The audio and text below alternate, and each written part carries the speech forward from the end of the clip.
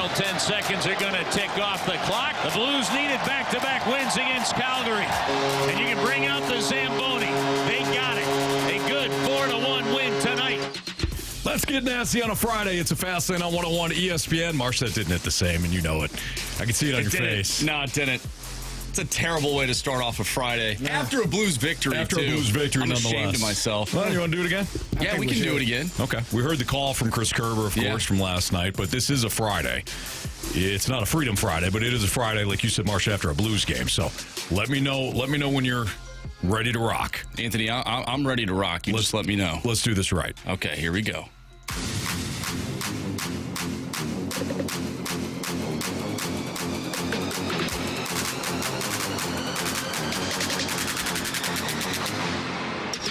Let's get nasty on a Friday. It's the Fast Lane on 101 ESPN. That's way better. Nice job, guys. Much better.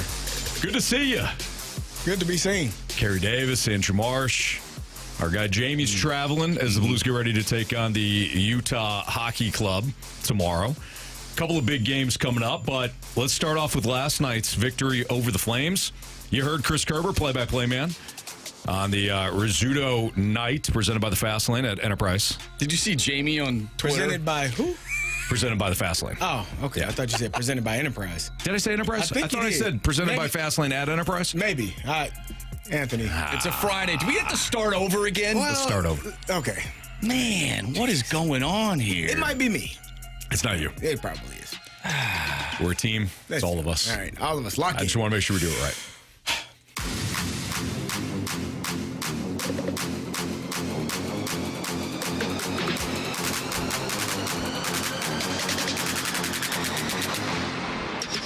Let's get nasty on a Friday. It's the Fast Lane on 101 ESPN with Andrew Marsh and Carey Davis. I'm Anthony Stalter. No Jamie Rivers today. Jamie is traveling after last night's big victory by the Blues over the Flames. It was the Rizzuto Show night presented by the Fast Lane at Enterprise. Yeah. Center. Yeah. Center. So the Blues get it done last night. They beat the Flames again, back-to-back. Look, that's a big victory given where the Blues are at right now. We've been dying for consistency. We'll see if they can get it done tomorrow against Utah to collect that elusive third straight win. Mm-hmm. But last night, guys, I loved what they did, obviously, in the first period. It wasn't just the goals. They played fast. They played fast last night in the first period. Second period, not great. But at least when the Flames had scored to cut into the deficit, the Blues responded fairly quickly. So no complaints. Last night was fun to watch. I love how they immediately got to the center, right in front of the goalie. You know, got to get to the middle of the ice. They got in front of the net. Braden Shen winds up scoring one of two goals last night, and he did so the first one right in front of the net. Colton Parayko with a slap shot. Yeah, we talked about him yesterday, and I think when I was talking to Jamie has been beating the drum for Colton Parayko when people were fussing and cussing and so upset with him. He's not Chris Pronger. Get him out of here. Like, they were so frustrated. I got news for everybody. There's only one Chris Pronger. Right. But now that he's willing to take that shot, like he's gripping it and ripping it, just letting it go, people are more apt to say, yeah, we kind of like this guy. He's actually pretty good. I also want to Dylan Holloway is a really good hockey player, man. Mm-hmm. Like his ability to be under control, the pass he made to Jordan Kyrou, the pass he made to Shen, like it's like he's never moving too fast. Do you agree with that, Marshall? Like, he's never out of control. He's always seems to me to be poised and finding the right play, whether it's himself making the shot or taking the shot or finding the open guy. It just feels like he does everything the right way. He's playing great hockey right now. Playing really great hockey. It's fun to watch, man. Like, last night's game, I think heading into the game, not that we were highly suspect of the Blues by any means, but this is like a playoff series type feel. You're playing the same team in back-to-back games at home, so it feels like it's the start of a playoff series, or maybe you're in the middle of a playoff series, but this was a huge game, and it felt like a playoff game heading into that second game against the Flames, and man, they just bullied them. Mm-hmm. Now, they had a little bit of a lull in the second period, and that's when the Calgary Flames ended up scoring, but like you mentioned, Anthony, They go right back down and score. Braden Shin goes right to the front of the net, has the stick on the ice. Great pass from Jake Neighbors, goes right over Wolf, who, by the way, has been playing great for the Flames this year. Yeah, he has. Great netminder for the Flames. And typically we'll see like a hot goaltender or a guy like you never really heard of always somehow just keep the Blues from scoring. The Bud Norris effect for the Cardinals. Yeah, and last night that just wasn't the case. They got on them early, and I thought the first goal really set the tone for what that game was going to be, and it ended up finishing off great as well. I thought if you were a Blues fan that went to the game last night, you got your money's worth. Yeah. You saw a bunch of goals. You saw some great goaltending. Joel Hofer made a huge save as well. Now the puck kind of fumbled on that guy who was going in on a breakaway, but still, he makes the stop. You saw a fight. That game was physical last night. It was a fun game to watch. Yeah, it certainly was. Whose damn phone is on? I don't That's know. me. I'm just having a terrible day. Holy smokes. I usually keep it on silent. I do too. What are we I doing? keep it on I silent, checked mine but like, for whatever me? reason, I turned the I wouldn't say anything after the volume first up. one, but I mean, Marshy, man. let's get that puppy on silent, I shall thought we? it was me. I was like, damn, my phone? Oh. Yeah, it was Carey. Actually, I just checked. It's on silent. Jeez, Carey. Sorry. Turn your phone off. I mean, guys, I know we're a little loosey-goosey on this show, but let's clean it up just a little bit, Yeah, shall it's we? a Friday. We only had to start over 3 times. Seriously. Do we need know? to start over again? No. I think we're too far We're in. right there. The 314 says, well, now it will be a sports 4-pack. It might be. Could be. It might be. A couple of tall boys. Hasn't been before, though, so. Yeah, true. There's different. Not all seasons are created equal, even during the season.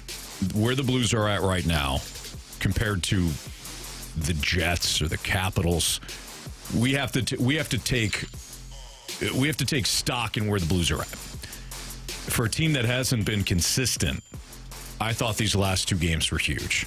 And we'll get into whether or not the Utah game erases at least one of the Flames games, perception and otherwise. But ultimately, I thought last night the Blues played one of their better hockey games. And I also love the fact, too, that you can't always take it to your opponent.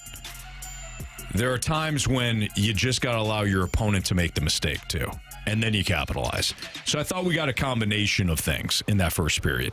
I don't know what, and I'm sure Mackenzie Weegar was there was a play to be made. I don't know. I don't play hockey. Marsh, you have played hockey. Maybe you saw what Weegar was. I don't know why he tried to take it behind the net again, which led up to that first goal. Nonetheless, turnover, mistake by Weegar, and the Blues put it in the back of the net. Then you had just flat out athleticism and talent showcased on those other goals. Parayko with the slap shot. Jordan Kyrou, I don't know how he scored. Glad he did, though. I'm chipping away. Yeah, I keep you are. chipping away at the... That's really what you're excited about. Yeah, darn if right. we're being honest. Well, I'm excited about the Blues' victory, but, I mean, look, I'm just going to keep chopping this tree. Good things happen. But I don't know how Jordan Kyrou found the net there on that. He had a lot of traffic in front. The way that he was able to pull that puck into his body a little bit more to create that lane or that shot that eventually went left of Wolf. Either way, pure talent again. He continues to have a great night. And the guys that we're talking about, whether it's Kyrou that we have great expectations for, or Parayko that we have great expectations for, or now guys like Holloway. He had a great game, too. They all came about, man. They all played hard last night. I thought Tyler Tucker made a great play too, right before Kyrou found the net, keeping that puck in. There's a lot of little things that when the Blues aren't winning, we like to point out. Yeah. Last night, there's a lot of little things that the Blues did great, and you wind up burying an opponent 5-1. And it's great seeing Braden Shen find the back of the net, too. We haven't picked him in a while in our Light the Lamp game, but... Yeah, nobody had Shen last night, huh? No, but when you have your captain going out there, scoring 2 goals, first star of the game, that, to me, that goes a long way in the room, especially in a huge game like that. The guy leading your offense, leading your team is your captain. That's huge. Yeah, no doubt. So great stuff by the Blues last night. Big win for them. Blues at the Utah Hockey Club tomorrow. It'll be tomorrow night. Puck will drop at 7. We'll have the puck will drop at 8. The pregame show will be right here on 101 ESPN starting at 7 o'clock. This is ridiculous. What do we have? The 6-1 hate. The Rizzuto show never had to start over 3 times. Well, they don't care enough to do so. Yeah, we do are, things right. Yeah, we're and we know that what we did to start over, or what we did to need to start, it wasn't good enough. Yeah. So we're not going to sit here and proceed on a Friday after a Blues victory and ahead of some big NFL playoff games and not start off the show right. Yeah. You know? So if they don't care enough to do so, that's fine. They can run their show how they want to. Got a text from the water boy who made a great comment. It was Jamie's phone. It was none of ours. Oh, it's Jamie's phone. It was, yeah. I Jamie's. think he left it here. He left it here. That makes sense. It went all off. right. We turned it off, though. We got it. Well, Jamie's phone might be here, but he's not. Yeah. So, yeah. We'll see him on Tuesday. It's Fast on 101 ESPN. Speaking of those NFL divisional rounds, we're going to go game by game throughout the course of the show today. Starting off, and we're just going to do this in order from kickoff tomorrow through Sunday evening. But the first game is going to be Kansas City and Houston. We'll get into some of the big storylines. We'll give our GOAT and our hero of the game and also our prediction. And I'm interested to see if Carey Davis has the huevos rancheros to take Houston outright after he dogged Kansas City all season. You wait and see. That's next on 101 ESPN.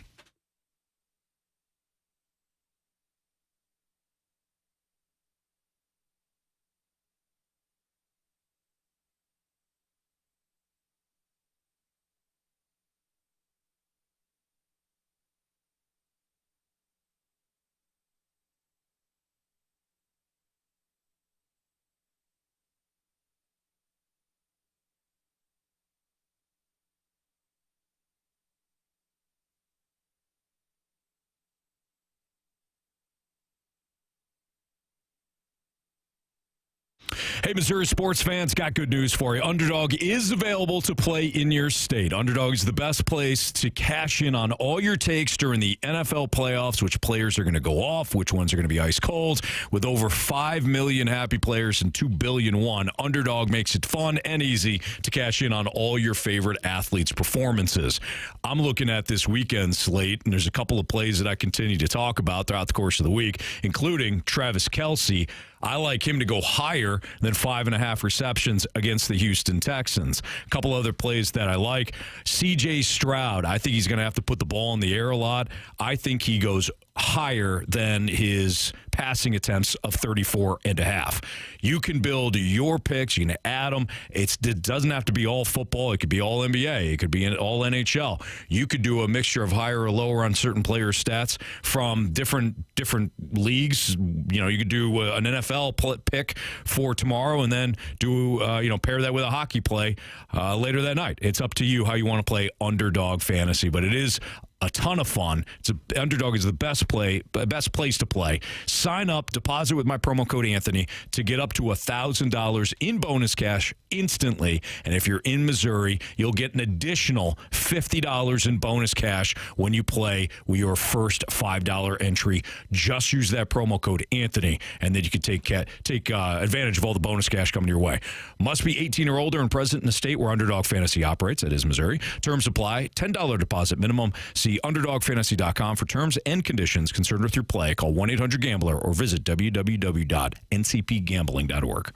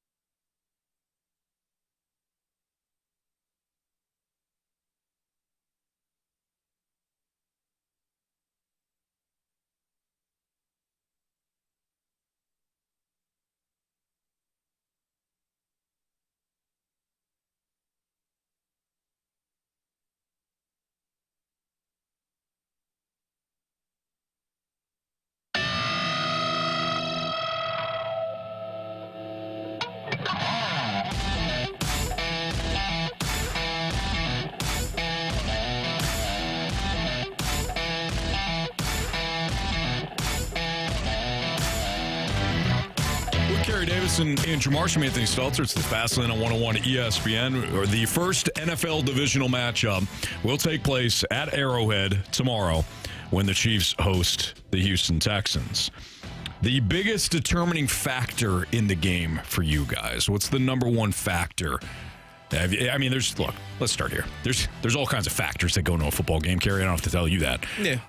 But if you were to choose one and the biggest factor, what would that be for tomorrow? The Texans defense.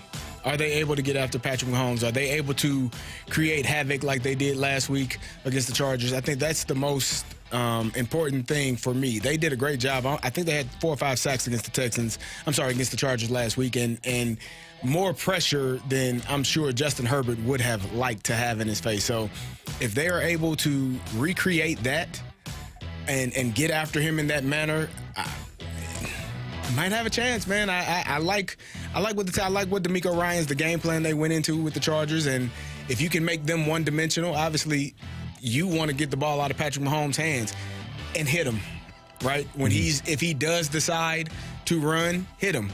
Don't let him ease his way down the sideline, fake like he's going to step out, hit him, right? And don't hit him to get a penalty. Don't cheap shot him. But as a defensive player, if you get an opportunity to lay a hit on the quarterback legally, whether it's in the pocket or outside of the pocket, get after him. Now, Patrick Mahomes is a tough guy, so it's not going to phase him in that manner, but just rattle his cage a little bit. Get after him, keep him in the pocket, and get hands on him and get him down on the ground as much as you can. I think there are 3 underdogs playing from tomorrow's kickoff in Kansas City through the national championship game on Monday night that just simply need to get the game to the fourth quarter and have it be tied or within one score either way. It's the Houston Texans, it's the Washington Commanders, it's the Notre Dame Fighting Irish. Okay. Those are the 3 underdogs. I think more than Buffalo is just a small underdog. That game's basically a coin flip.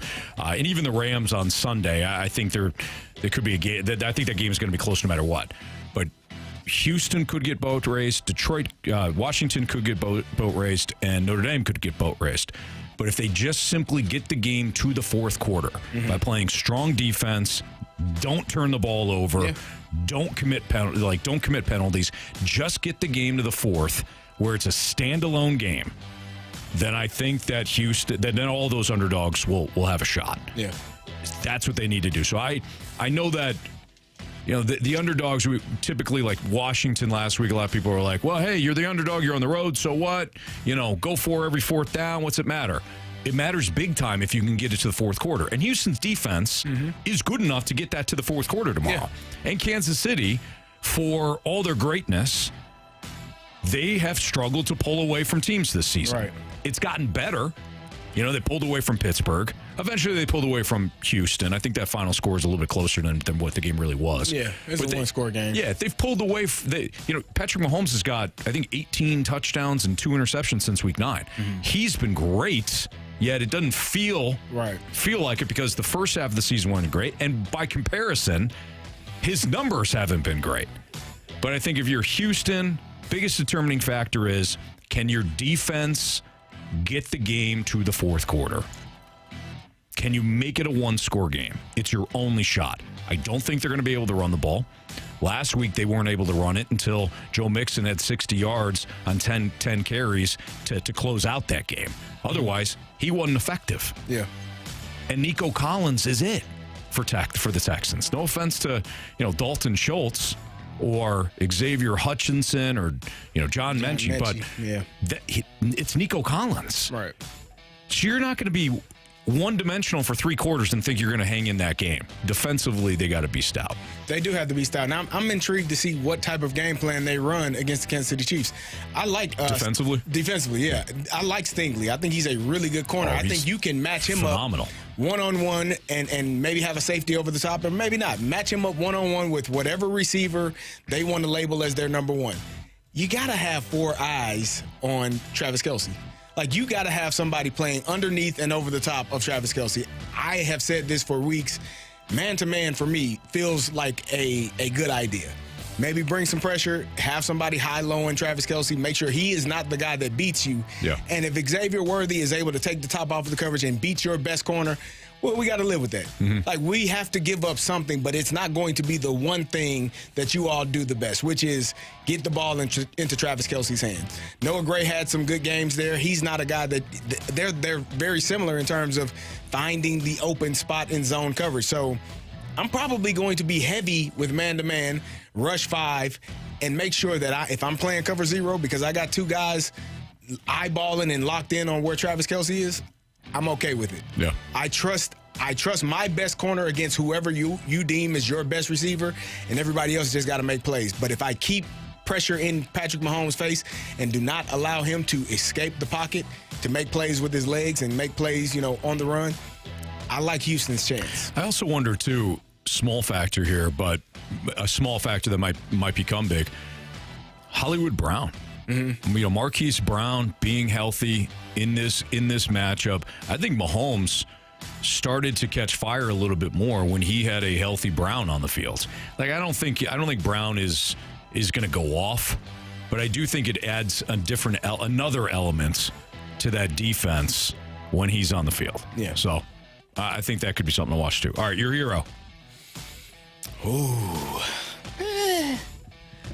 I got 2 people in mind, but I think I'm going to go with the obvious for me because I'm going to go C.J. Stroud. C.J. Stroud's going to be the hero. Okay. Anthony, you've been banging this drum all week. I'm going to say Travis Kelce.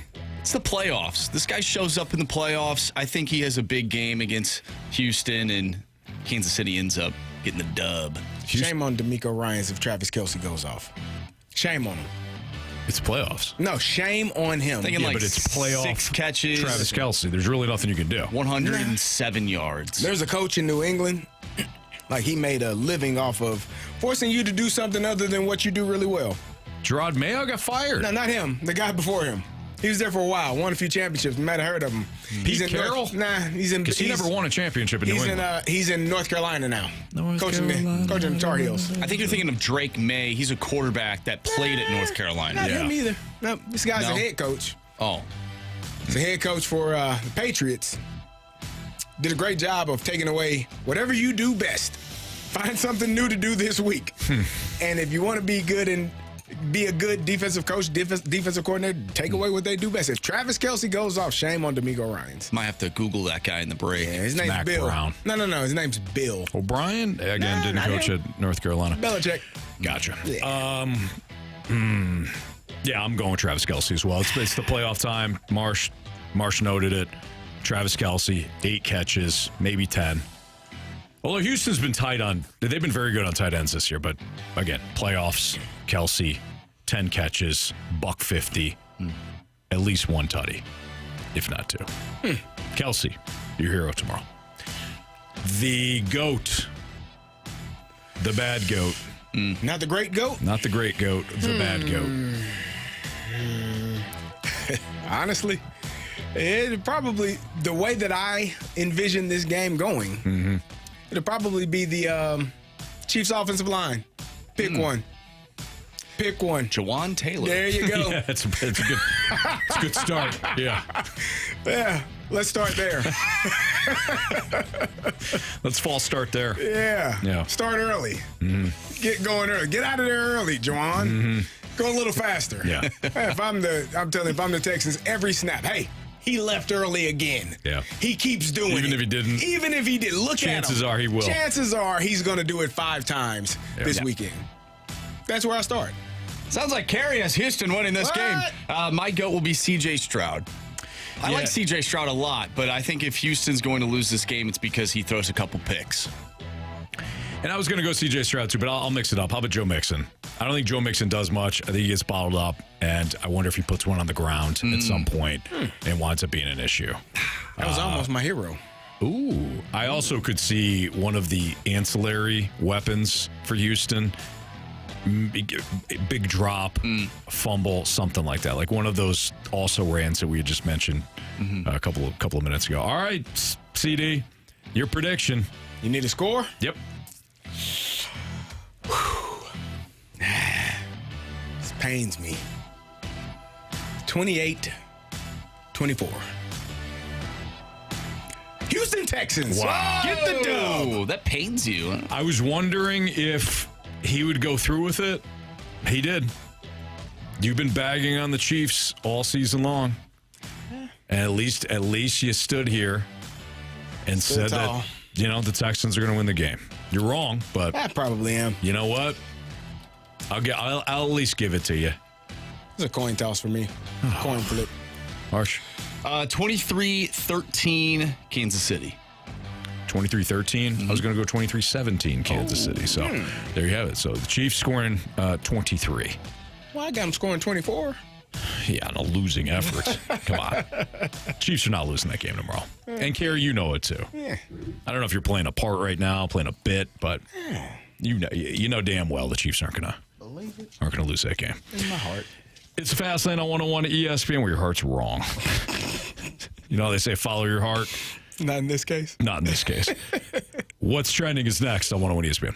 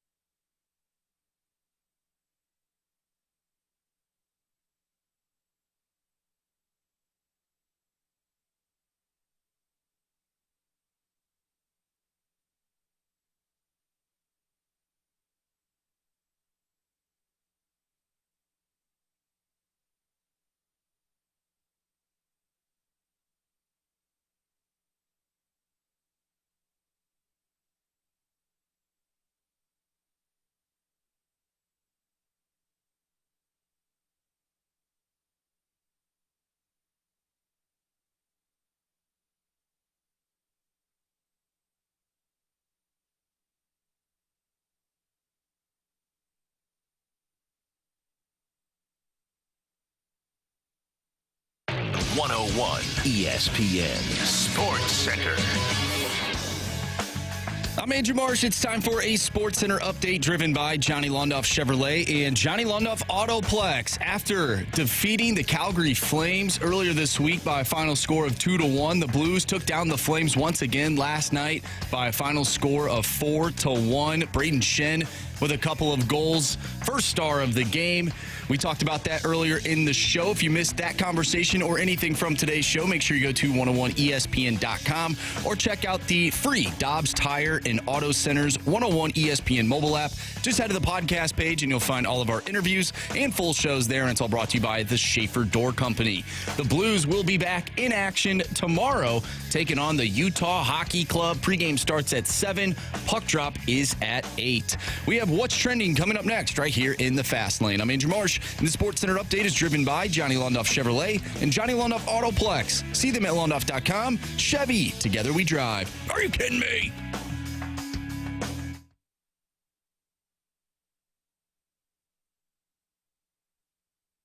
What are the hot topics in the sports world? What in the wide, wide world of sports is going on here? Here's what's trending.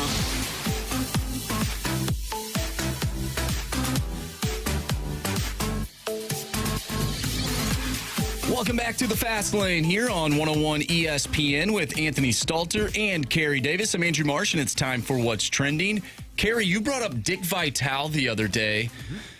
This is really cool. Dick Vitale, who has been battling cancer, he beat cancer 4 times. He will call his first game since 2023 on January 25th. It'll be Duke going up against Wake Forest at the Veterans Memorial Coliseum in Winston-Salem, North Carolina. This is awesome, getting Dick Vitale back in the booth. He is an absolute legend.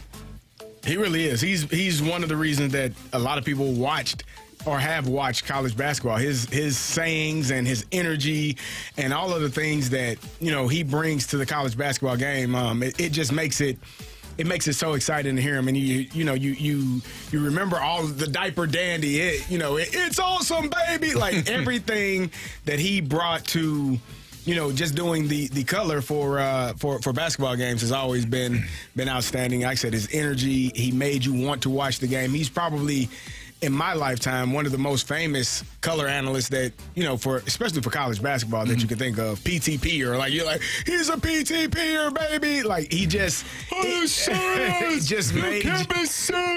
just amazing listening to him. And I'm glad for him. I'm glad that he's back healthy. Beating cancer 4 times is an amazing feat in of itself. So to have him back working, I'm sure he's ecstatic and looking forward to it, and it should be a good game. And you said Duke versus who? Duke versus Wake Forest. Ooh, yeah. Cooper Flagg is you got to be there for that guy. That guy is special. And, too, with us losing another college basketball, or just basketball overall, losing another legend in Bill Walton. Right. I mean, it's great that, Dick Vitale's going to be there. Dipsy do Dunkaroo, baby! Huge baseball fan, too. Is he? I believe so. Isn't he a Tampa Bay Rays fan? Oh, yeah, you might be right. Yeah. I think so. Not a Cardinals fan?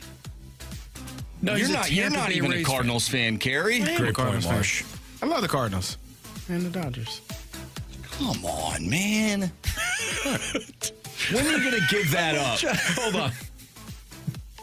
John from the Snake Pit, going back to CD's prediction of the Texans, goes, with all due respect, CD, that prediction ain't worth an oil painting of a whale and a dolphin getting it out.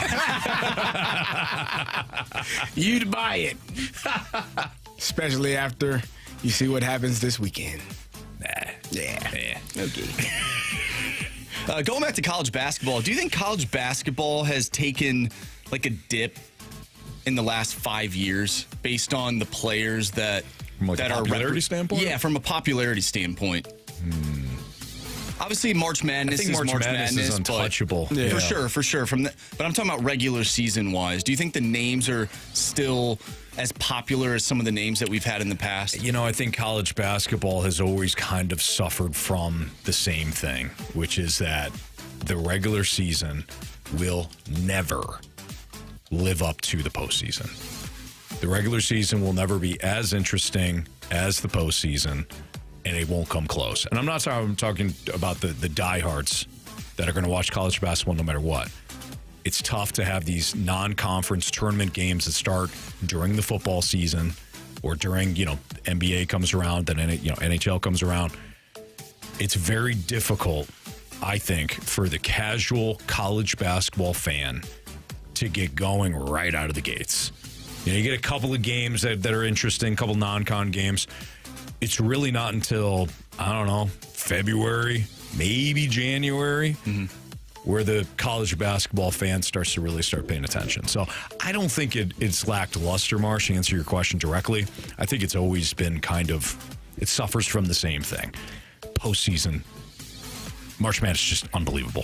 For me, I think we went through the one and done period, right, where you became accustomed to that, and now you're in the transfer portal period. Like, your team could be completely different from one basketball. It completely different from one year to the next.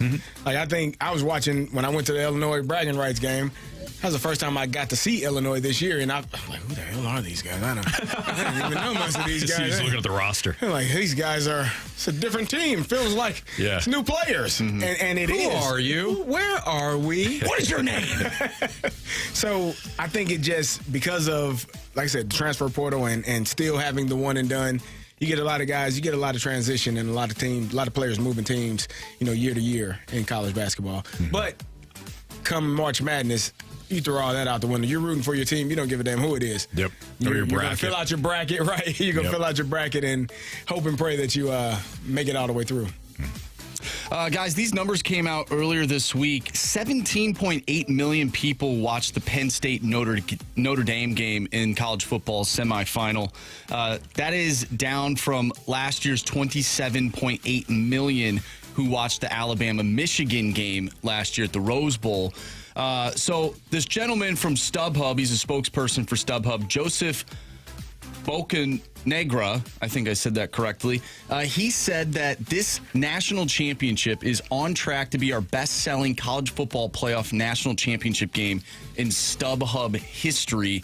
Do you think that college football needed this specific matchup for popularity-wise, for television ratings? Like, if Penn State is in it, it's still a huge game, but does it have to be Notre Dame versus Ohio State? I mean, you got two of the biggest brands. Notre Dame is an historic brand.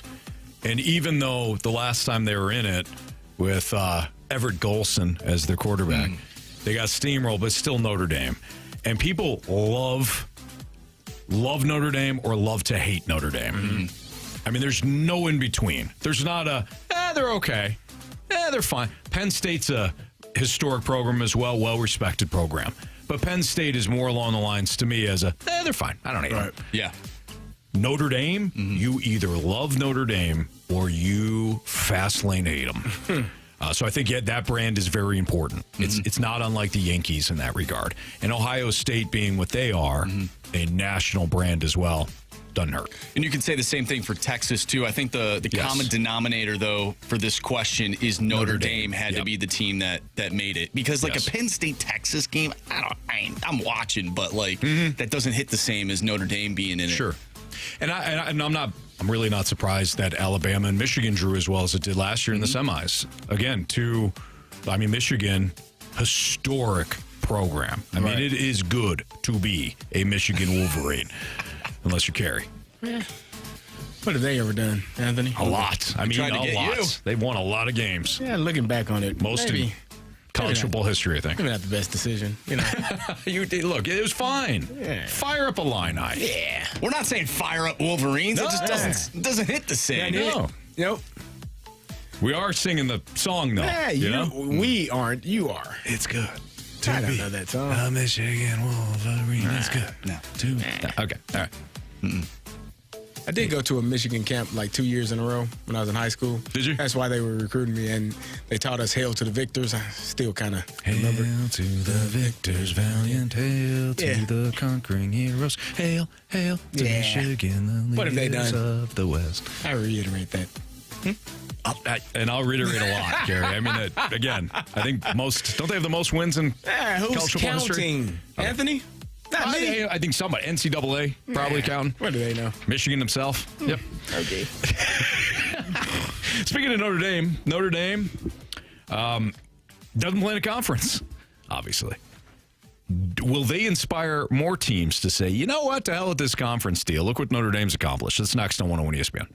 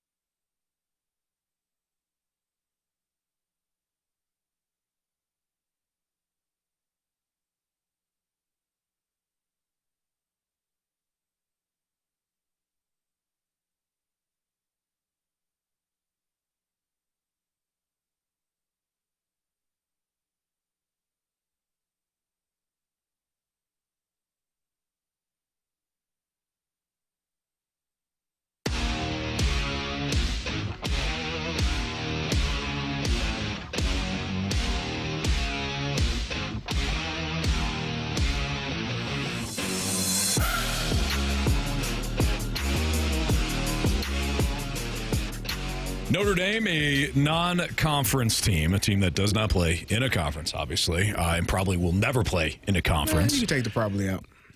A team that will never play in a conference, CD. Too much money to be made. Too much money. Do you think they'll inspire other teams to not play in a conference too, based on what they have done? I think the component, the big caveat is what we just said, the money. Because they've never been in a conference, and because they are, like, you know who Notre Dame is, right? You know the gold helmets, you know touchdown Jesus. You understand the legacy and the history of that program, that university, in terms of football. So I don't know if there's another school that would be able to pull that off in that way, right? I don't know that Tennessee could say, yep, we're leaving the SEC. We're going to be an independent team and have the same success as a Notre Dame. Good luck with that. Good luck, right? It's just because Notre Dame has done it for so long, because that's what it has always been for them. There's never been a need to join. I know there was a time, maybe 10, 15 years ago, maybe 20, where there was talks of them potentially joining the Big Ten, but it never came to fruition. So for me, I don't see another team that is capable of doing and pulling it off the way that Notre Dame has. It's just they're different from they're a different animal. Plus, if you lose, if you don't have that opportunity to play in a conference title game, it could hurt you. Right. Notre Dame, it went the opposite way this year, but who's to say next season it won't hurt them? But the biggest component, obviously, is the money. Teams, if you're a part of the SEC or you're part of the conference, you get some revenue based on the TV deals that have been struck. I could see at one point I could have saw maybe Texas doing it, because they had the Longhorn Network, but I don't think the Longhorn Network drew, and that was part of the issue. But the Big Ten Network, the SEC Network, I mean, these conferences get paid. Or these teams, get paid to be in a conference. So I think that from that standpoint, unless it's going to have to take a really special program to go outside of the conference to make its money that way, just like Notre Dame does, and be fine with it. And I don't think we'll see that. So I think the next question is, do they do away with conferences altogether based on this 12-team playoff? You know, you've been saying for a while, like, they should just get rid of conferences. Like, you like seeing some of these big-time matchups. And quite frankly, like, some of the bigger schools, the best schools, I want to see them play to see who actually is the better team before we get to this point in the season. Yeah. I don't want to eliminate rivalries. No, you can't do that. And I think people think that when they hear me say I'm not a big proponent of conferences. They think, well, you got to have Michigan and Ohio State play. They can still play. I love the rivalries. I hope that stays. You have to have that. But conferences are not equal. We've seen it time after time after time. I just don't know how you make it equal. Yeah, I don't either, because do you have does it become like a free-for-all, and you have like Alabama, Ohio State, Georgia, who else am I thinking? Washington, like the upper echelon teams, those are the only teams that play against each other? Right. Like, is that how that works? And what if you're having a down year? Like, or what if you're Indiana and you're having an up year? Washington having a bad year. Yeah, Washington was not the same. USC had a down year for what they're accustomed to having. Oklahoma had a down year, right? If you're saying that those are the only teams, those teams are just going to play each other over and over. Right. You're gonna have what we talked about, is one team starting to kind of separate themselves from everybody. If you got to play the best of the best every single week, and you're having a bad year, it's going to turn into a worse year really quick. And it's going to spiral out of control before you can catch it. Yeah, that's the only thing I will say about the conferences, the way they are set up. They're not equal. It's clear, but at least it gives you some structure.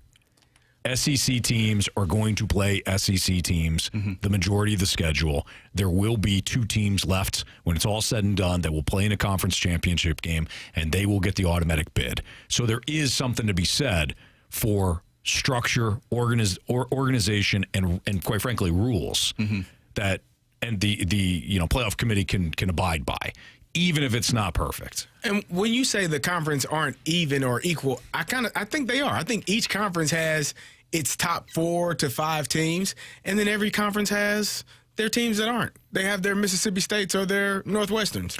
But conferences cut to conferences like the SEC and the Big Ten. Cool. Yep, get it. The Big 12 this year is like, I don't agree with that because Arizona State almost beat Texas. They should have probably beaten Texas. Like that's why I love this format of having 12 teams, because years past, Arizona State is not even thought of being in that game. They don't even there's no conversation where Arizona State is even thought of being one of the top 4 teams in the country. And they took the Texas Longhorns into double overtime. That situation does not happen in the past. So when people say, oh, they're not equal, on any given weekend, anybody can literally beat anybody. And that's how it is. Vanderbilt beat up on the number 1 team in the country at the time in Alabama. And took it to them. So the notion that, oh, this conference isn't good enough or this team isn't good enough, sometimes you got to line it up and play the game and see. I will say this, though. You throw out there Arizona State, I'll raise you SMU. And sometimes it's not going – true, right. Sometimes it's not going to work out. You can go TCU a few years ago in the national championship. Oh, this is why they should never be. But they beat Michigan. They finished 5th that night. But they beat Michigan the week before, right? They beat them in the semifinals to earn the right. Now, that's just a bad matchup against Georgia. That was not a good look. But they earned that right to get there. Cincinnati, I think a few years ago, had earned the right.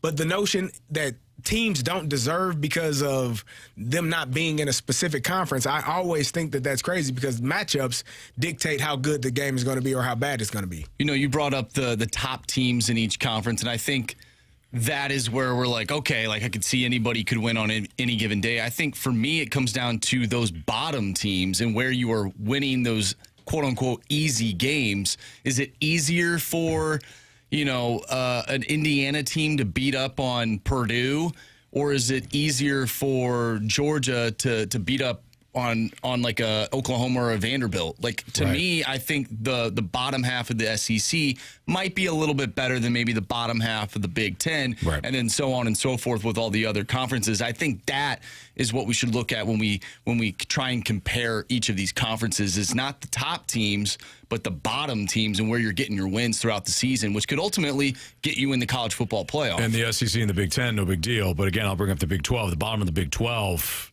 not the same as the bottom of the Big 10 or the SEC. Do we know that, though? Yeah. Do we know that? Do we? Yeah. You think Northwestern could have beat the bottom of the Pac-12? I mean, the Big 12? Oh, well, you threw out the absolute worst that's the bottom of the Big 10. We're going to go to the bottom. Let's go to the bottom. All right. What was the bottom of the Big 12 The bottom of the Big 12. It was the Oklahoma State Cowboys. That's right. The Big 12 didn't have. Oklahoma State was terrible this year. They were terrible. And Northwestern wasn't even the bottom. Purdue was the bottom. They were 1-11 and fired their coach. You know what? Maryland. Bad is bad. Bad is bad. You know what I'm saying? Carey, you're right. You win.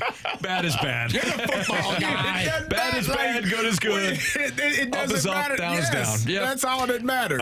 The one and only, the great Randy Carricker did text me, going back to the Notre Dame conversation real quick. Great information that RK just shared with me via my text here.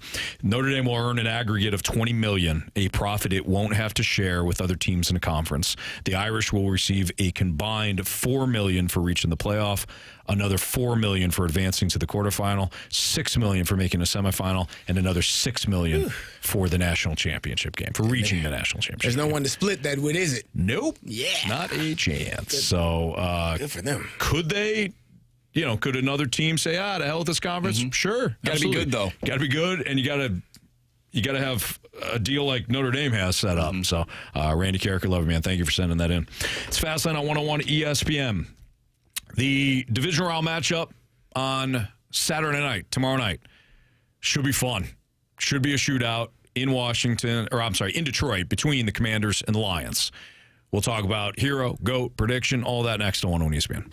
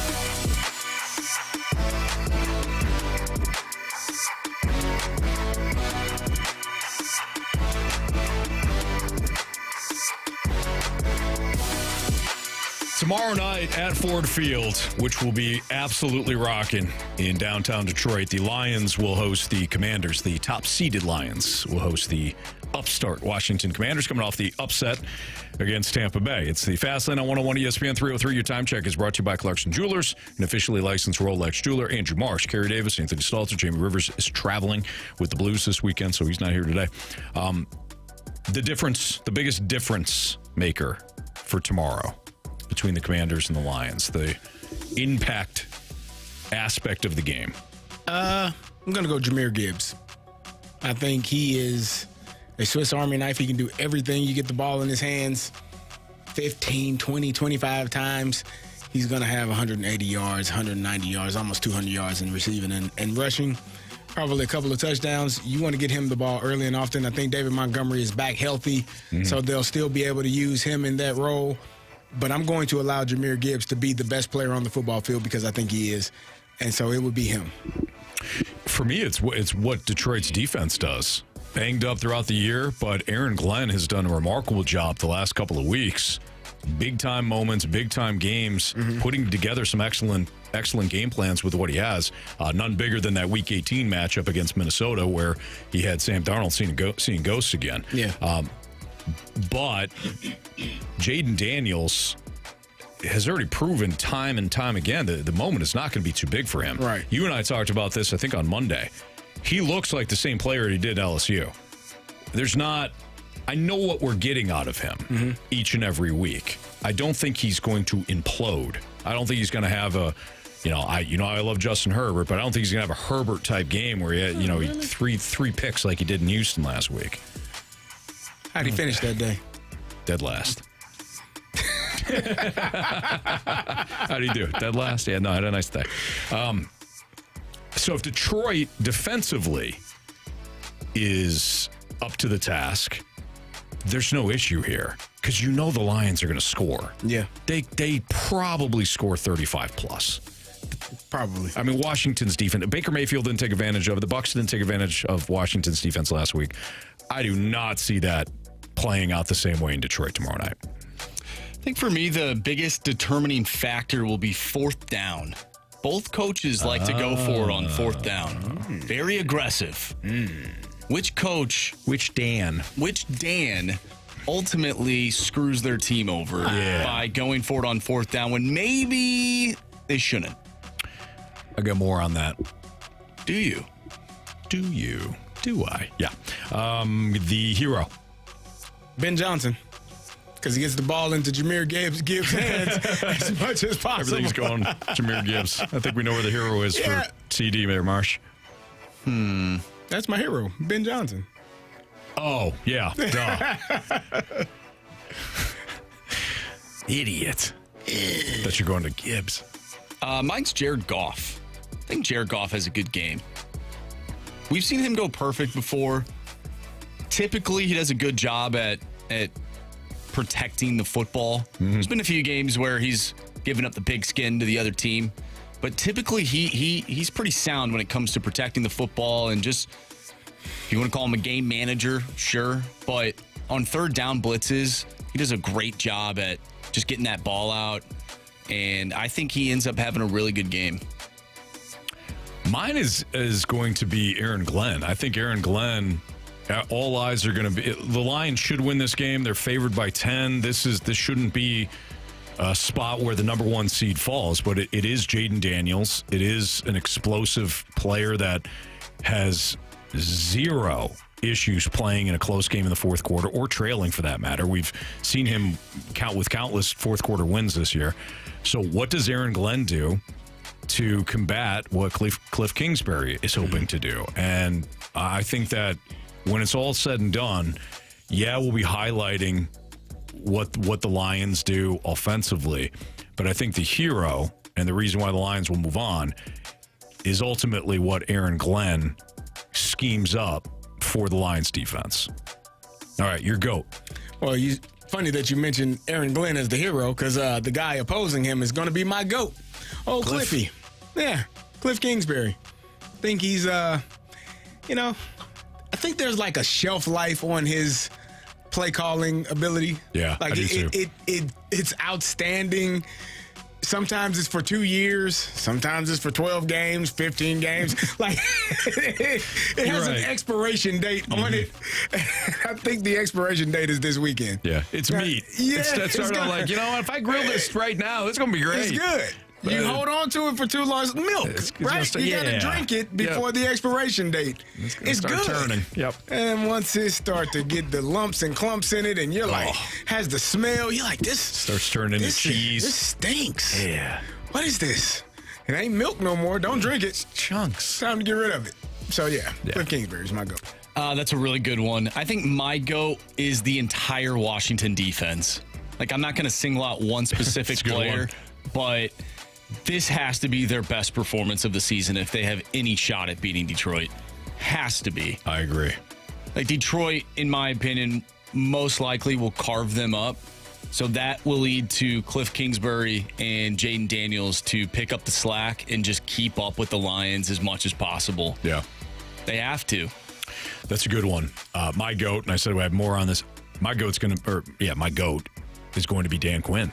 Really? We didn't, did anybody discuss? I know the Commanders won, and everybody's like, yeah, Dan Quinn going for it on 4th down.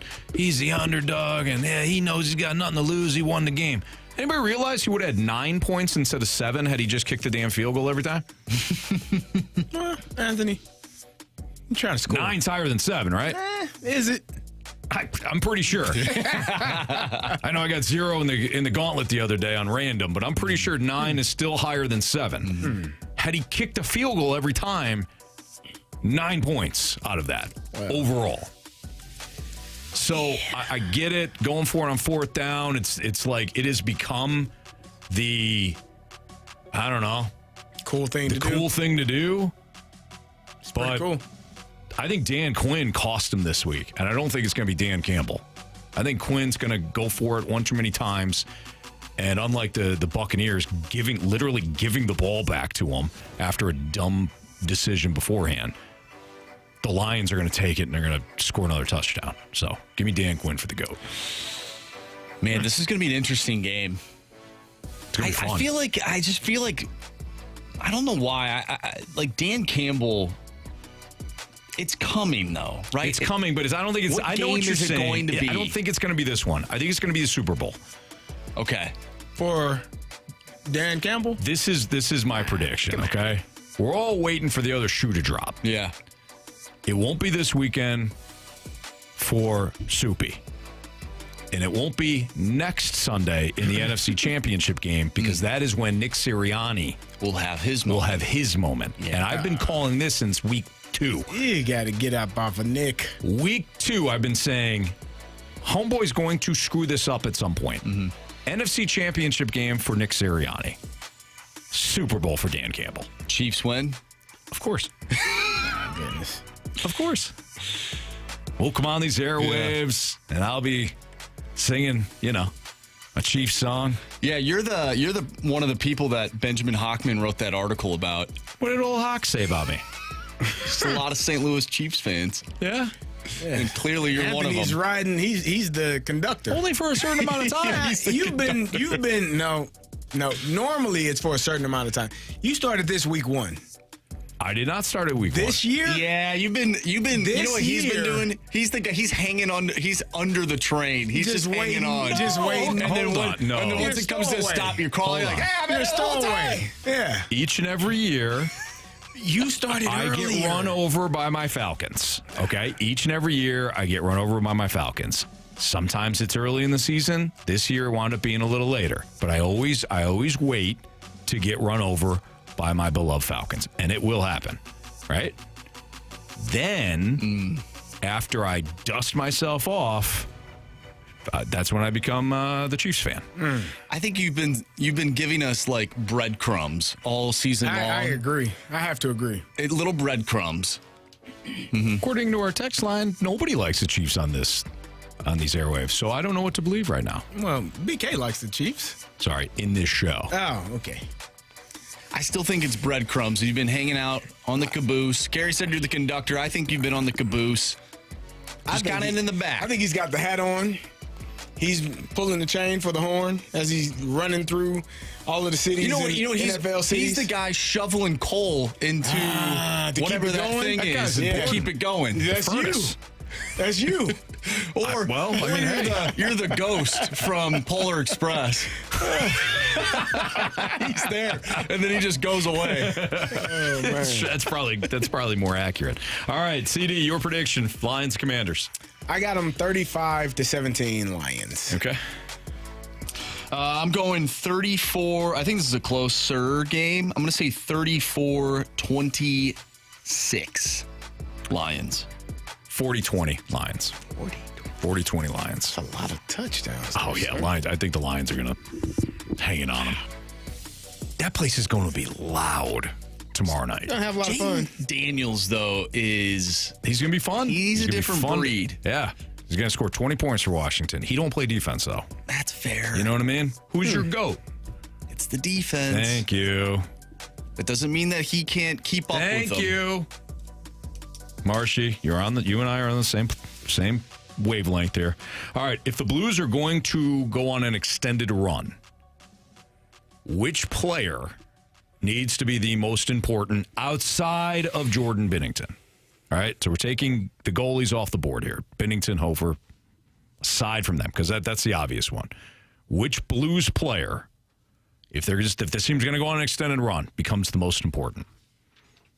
If you want to leave us a mic drop on this, love to have the Dobbs Tire and Auto Centers 101 ESPN mobile app fired up here and get your Scott Lee Heating Company mic drops. So if you got a Blues player that you want to discuss why he's going to be the most important, fantastic. Leave us a mic drop. We'll have ours next on 101 ESPN.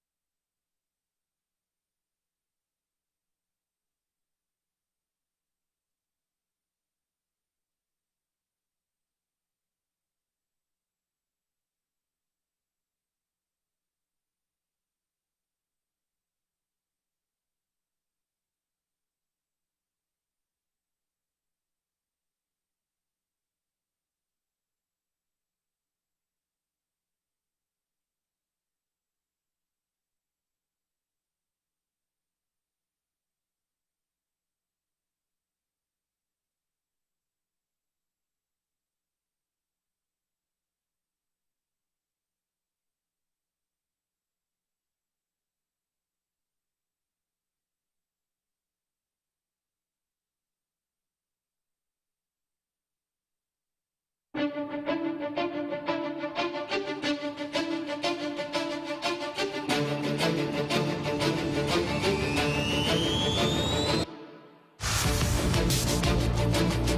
the Blues are going to make an extended playoff run, who needs to be the guy? I know Jordan Binnington, that makes a lot of sense, of course. But if there's going to be a very important Blues player, one player that you choose, who will be the most important Blue if that team's going to make an extended run in the playoffs? Leave us a mic drop.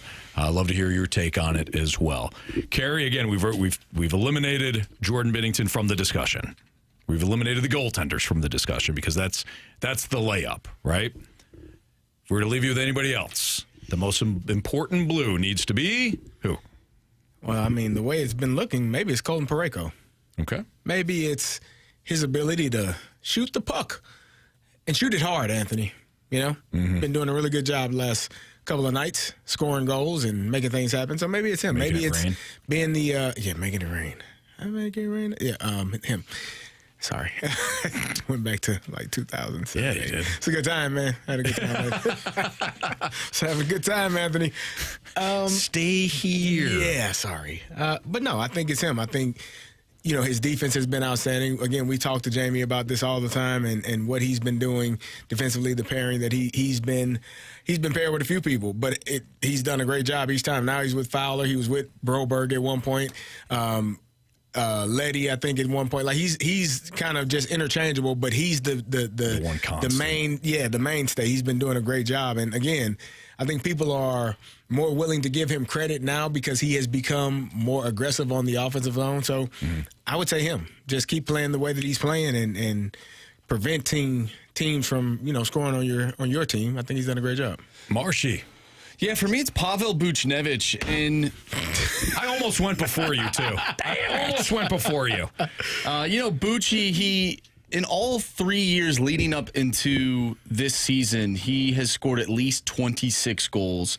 Let's go through these 3 years. First year with the Blues, 76 points. He had 30 goals that year. The following year, 2022-2023, 67 points, 26 goals. Last season, 63 points, 27 goals. Now, he is still up there in terms of points on your team, but right now he only has 11 goals, 29 points. He's a +4, which is good, but I just think you need a little bit more out of him. You're starting to see good things from Carey. He's been great, in my opinion, all season long. Dylan Holloway has been awesome. He's second in points right now. Robert Thomas has had a great season. I think if you get Buchnevich going into another gear, I think the Blues are a playoff team. Like, he's that next guy that I think has to step up and start being the player that we expect him to be. Because right now, 29 points, I don't know if that's good enough, from his standard. He's got to be better, in my opinion, if this team wants to get to where they want to be. I'm not saying he's been bad by any means, but he hasn't been the same player. Hasn't lived up to the expectations that he is more than capable of living up to. Right. Obviously, I agree. He was my choice as well. I think Pavel Buchnevich is it's my favorite choice for this because of the fact that he just hasn't lived up to those expectations yet.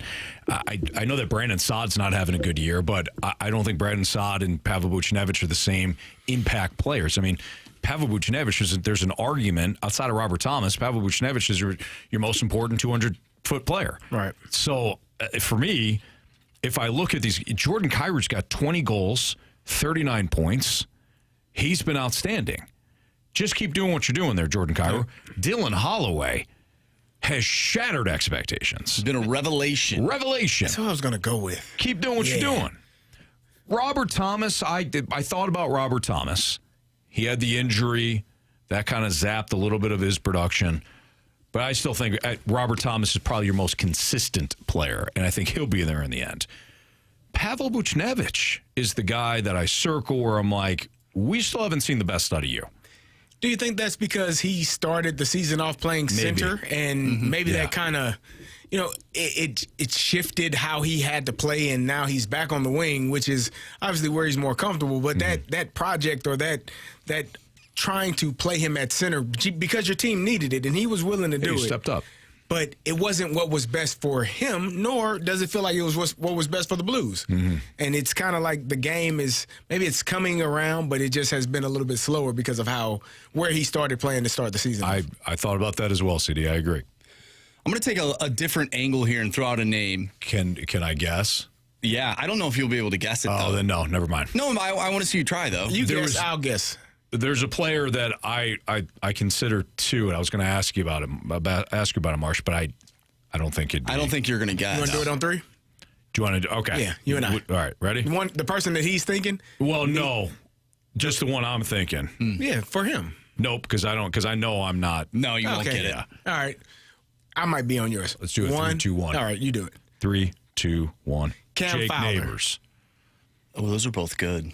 So I think Jake Neighbors, I wouldn't put him in the same category as Pavel Buchnevich, but I don't know if he, from an expectation standpoint, has completely lived up to it. I mean, last year I thought he was an absolute stud. Mm-hmm. He's got 11 goals, he's got 22 points. He's been very good, but I don't know if we've seen the best out of Jake Neighbors. Well, we also saw season long. a lot of those goals come towards the back half of the season. Mm-hmm. So I wonder if now momentum. Right, he's starting to maybe find his footing, and we're in the swing of things, and we're in the back half of the year now. Maybe he becomes that guy who starts going to the net, finding loose pucks, banging in home, those rebounds, and ends up being that guy that he was last season for you towards the end of the year when you were making a playoff push and trying to make the playoffs. Sure.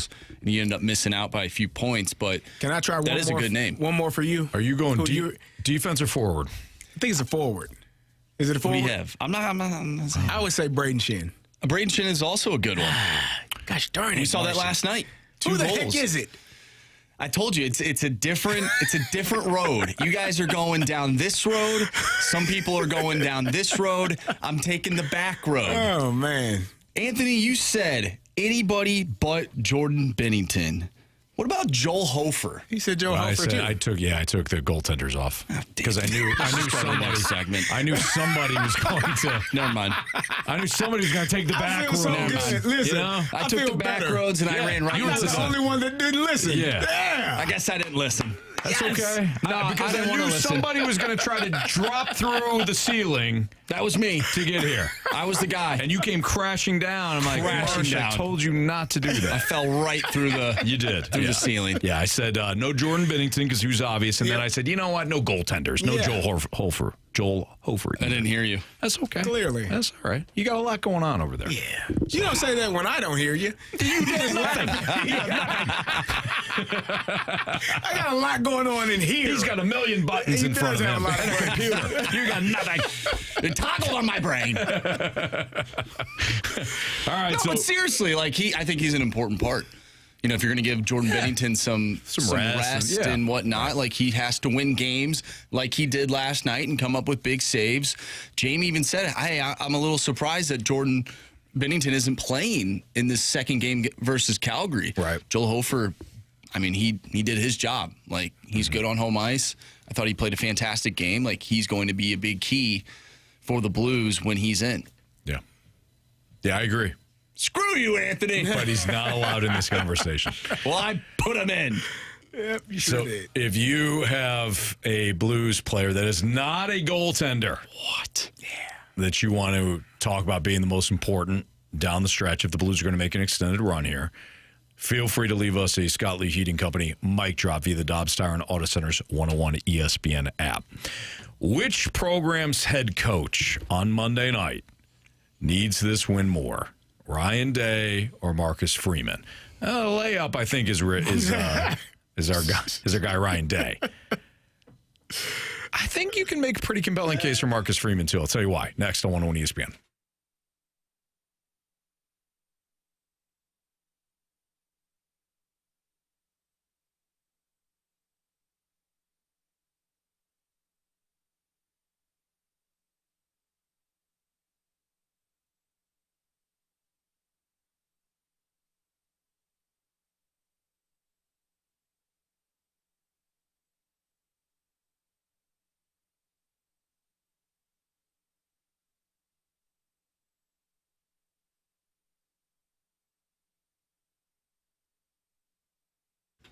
Hey, it's Carey Davis, and if you have recycling needs, let me tell you about the people over at Scrap Mart Metals. If you own a business, they're tailor-made for your business and your schedule. To meet your budget, they will help you out. At job site, the job site cleanup for contractors is a mess, and if you set up a business account with Scrap Mart to recycle that metal, it'll be one less thing you have to do during cleanup. You'd be amazed at how the scrap metals add up, and it truly help your business's cash flow. But you don't have to be a contractor. You don't have to own a business. Maybe you got some things you need to recycle. Spring cleaning is coming up sooner than you know.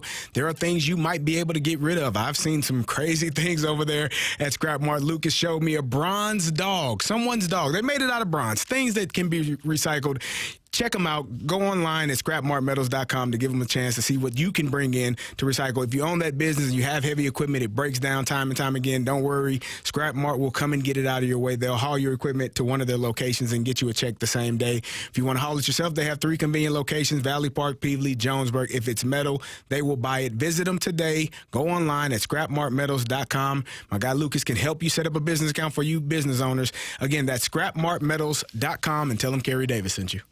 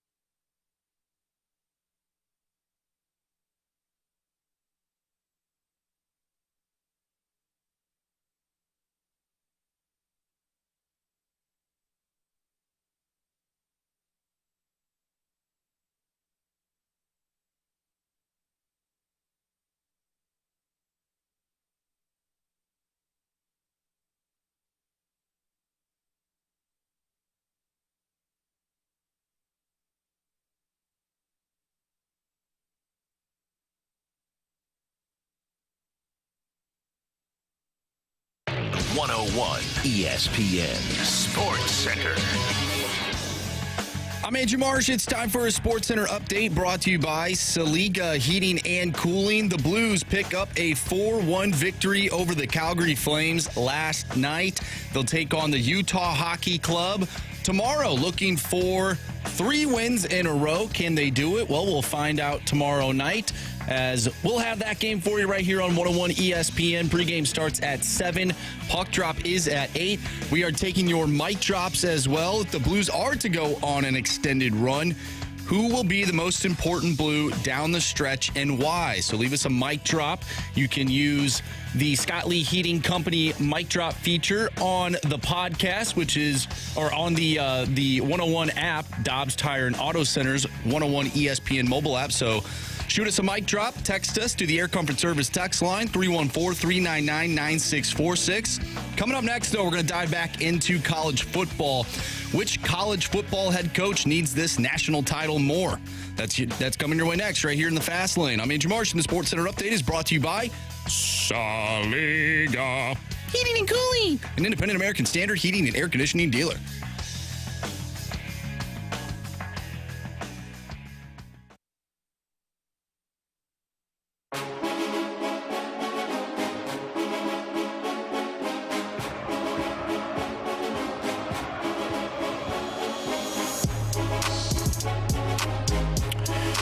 Which program / head coach needs to win more Monday night for the national championship game?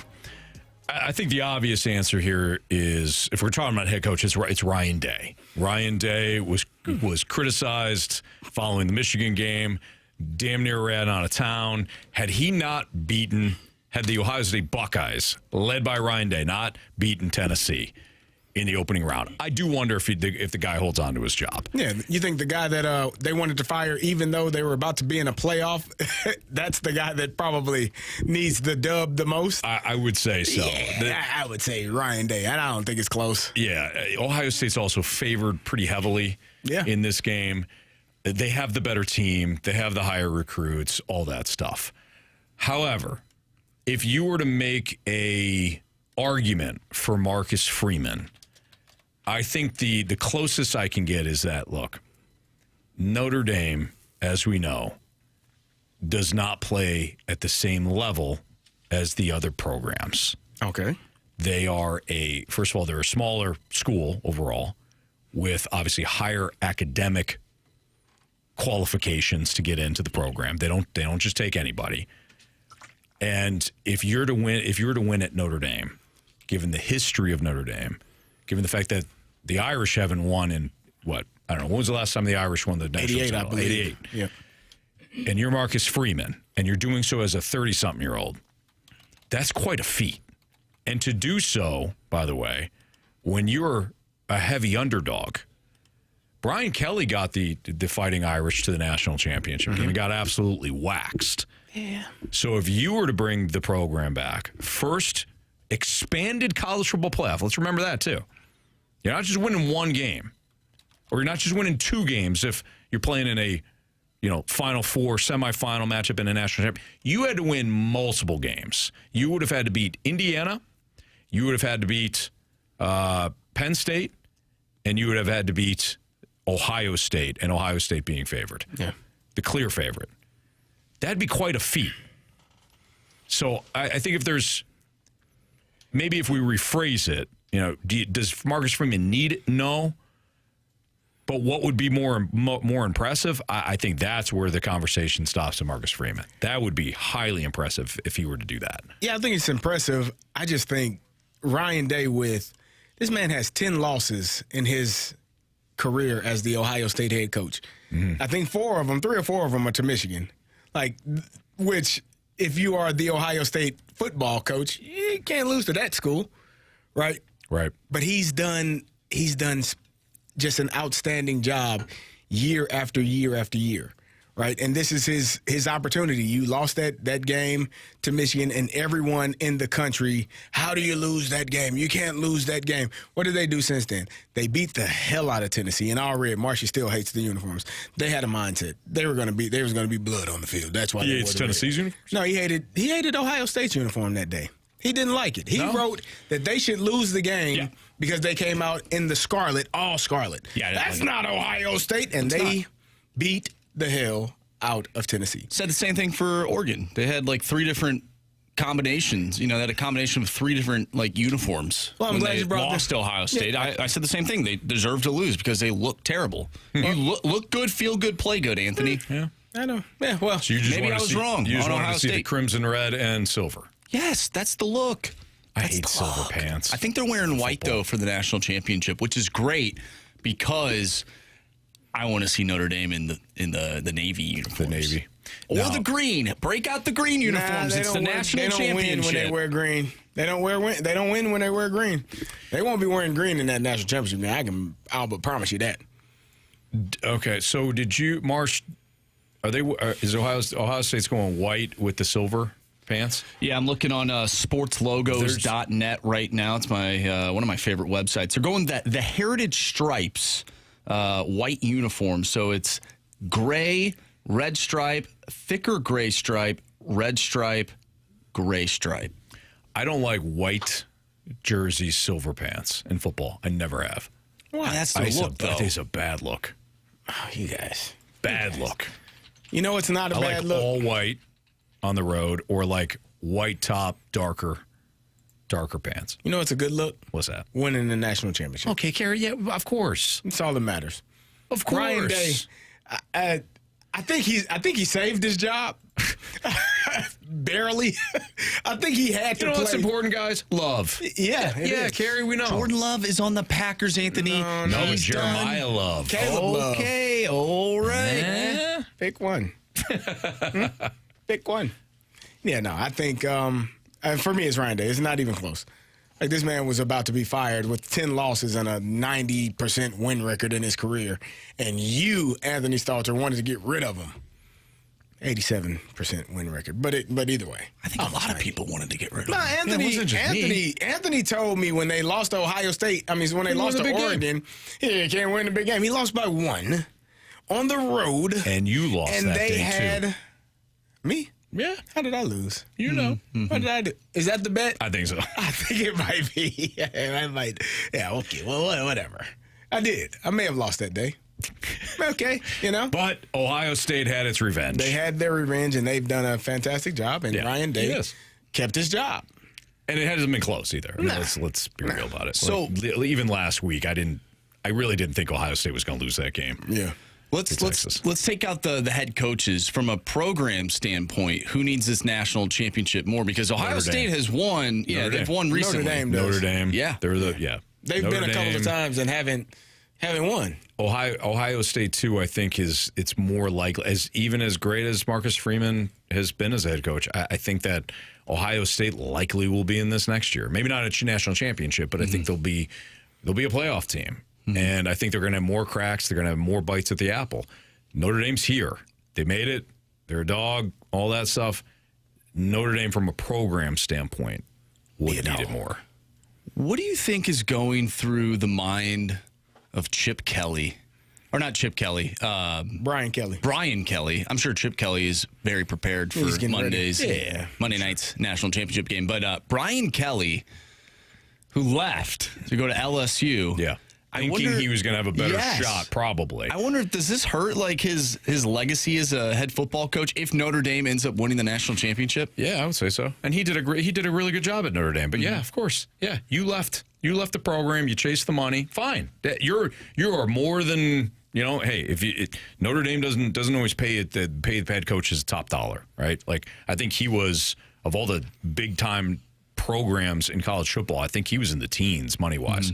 You want to go to a bigger program, you think you have a chance to win it big, you get more money, you're well within your right to do so. But from a legacy standpoint, yeah, Marcus Freeman would have done what you couldn't. And quite frankly, weren't close. That's Yeah. harsh. You Southern accent. My family. You know what's funny about this whole Southern conversation accent goofball. is, Anthony, you always bring up when we talk about the Cardinals, none of it matters if you win.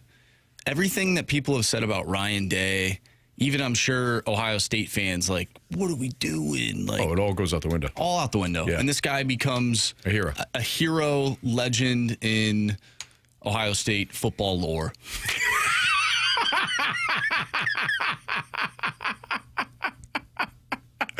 You know why?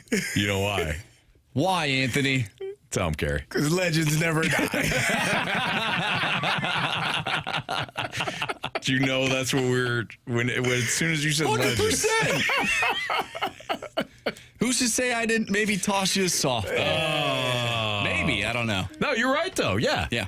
They wanted this guy buried. How about the defensive end who scored the touchdown? Jack Sawyer. Jack Sawyer. Thank you. Yeah. Jack Sawyer.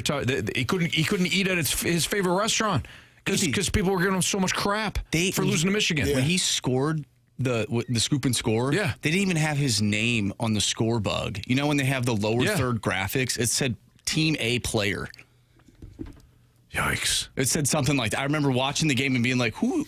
What? Team A player. Team A player. It's a stud. It's a team His captain name. at Ohio State, right? But he couldn't eat there. He couldn't eat at his favorite restaurant, he said, because fans are so ruthless. But yeah, they win. Hey, all that goes away. Right.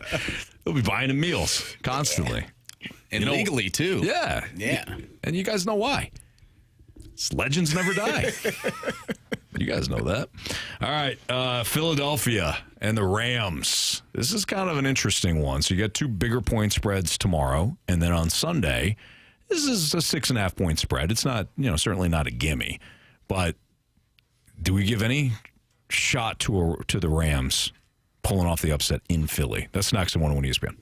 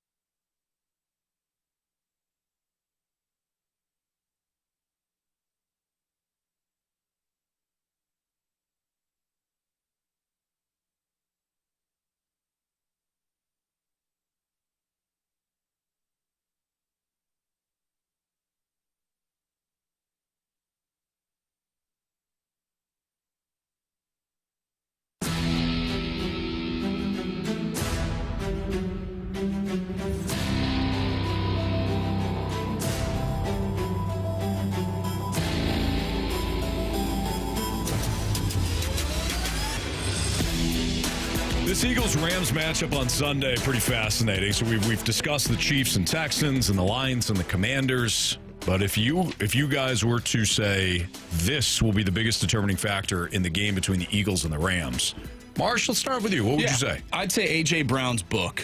Okay, what book do you think he's going with? Moby Dick? No. Captain Ahab? No. I don't know. I don't know. No, I'm kidding. I'm actually going to go kind of off the wall here. I'm going to say the weather. Yeah, it's supposed to be, it's kind of a, what do they call it, a snowy mixture? Yeah, we saw snowy mix of rain and snow and sleet. Wintry mix. A wintry mix, thank you, not a snowy wintry mix. We saw the Rams play in not so great weather against the San Francisco 49ers on Thursday Night Football, a game in which Carey I tried to forget that game. says he wants to forget and didn't think it was a football game. Yeah, 12-6. So good. Yeah, So we know what this Rams team looks like in bad weather. yeah. I also think they played a perfect game last week. That's tough to do two weeks in a row. And they're going into Philly. It's going to be a tough game. I hope it's a good game, but I think it might be tough for the Rams. The question is, The biggest determining factor, of course. well, I guess if the biggest determining factor for me is Matthew Stafford able to get those receivers the ball. Like we talked about the Eagles secondary and their defense and their defensive line, how they have improved. I don't know that they're back to the level they were in 22 defensively as when they went to the Super Bowl, but they have gotten better. Their corners are extremely good. They went out and drafted really well. Darius Slay has been playing well.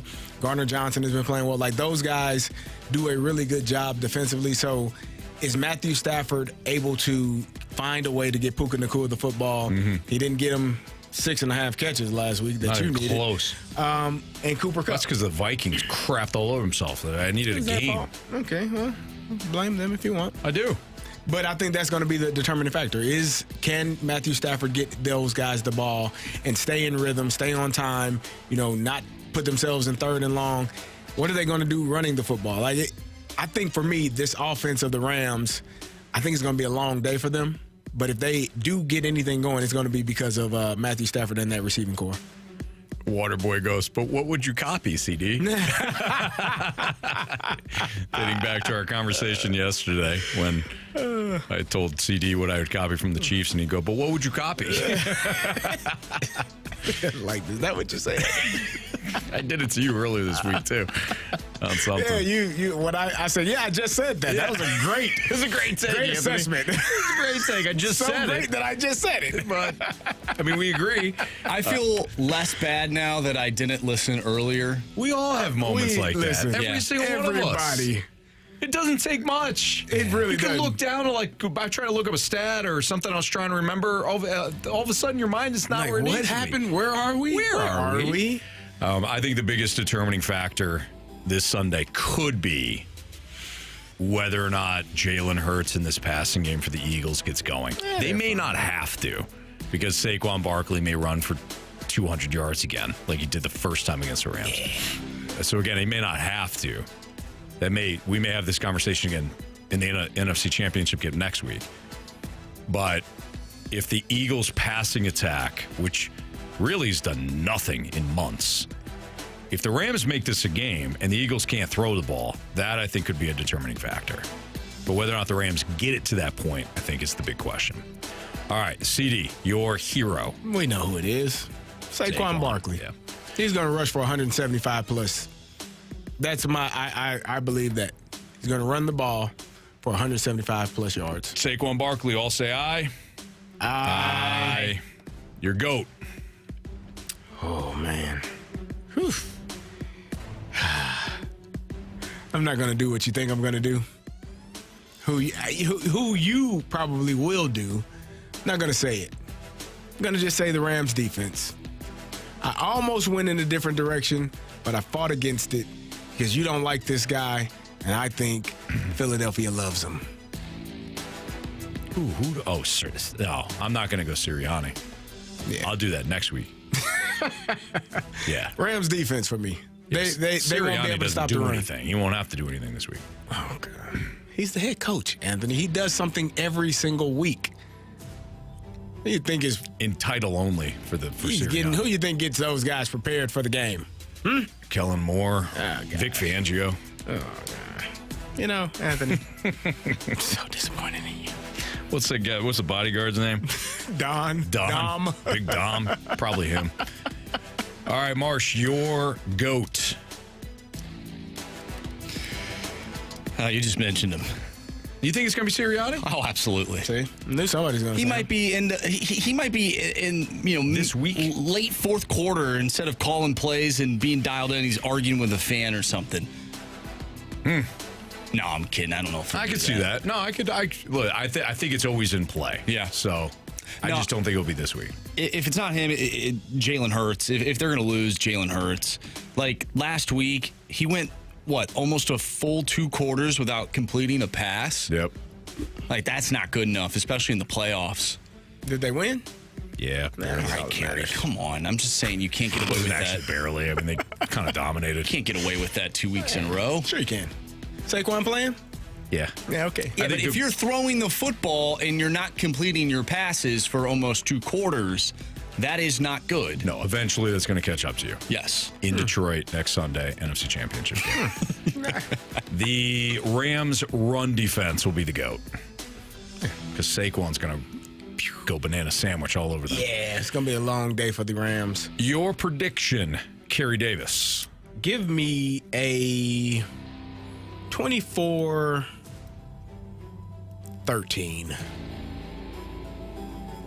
Eagles.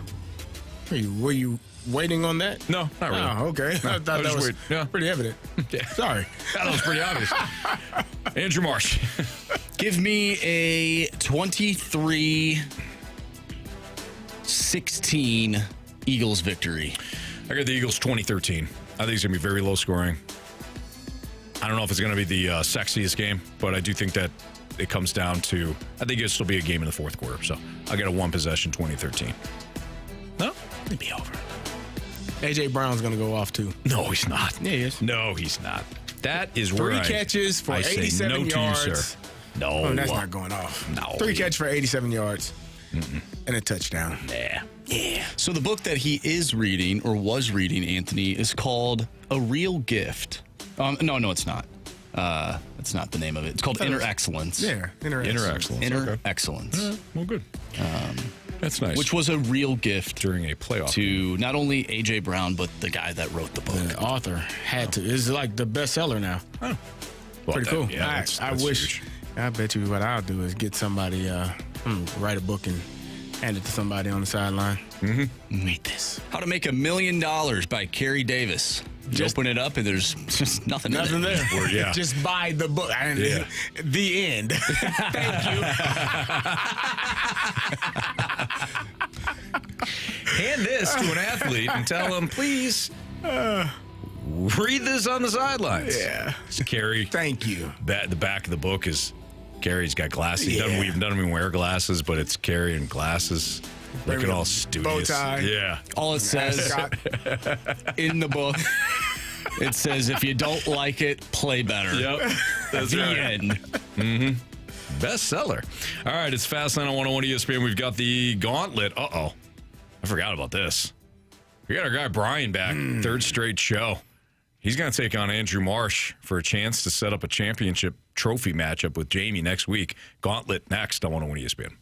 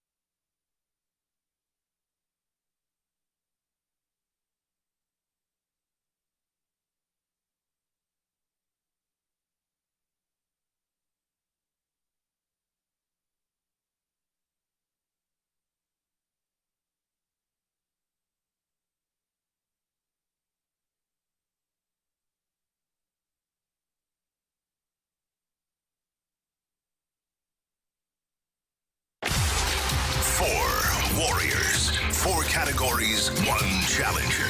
Can you survive the Gauntlet? Brought to you by Blue Note Roofing. Roofing, siding, and gutters. Visit BlueNoteRoofingSTL.com for a free inspection.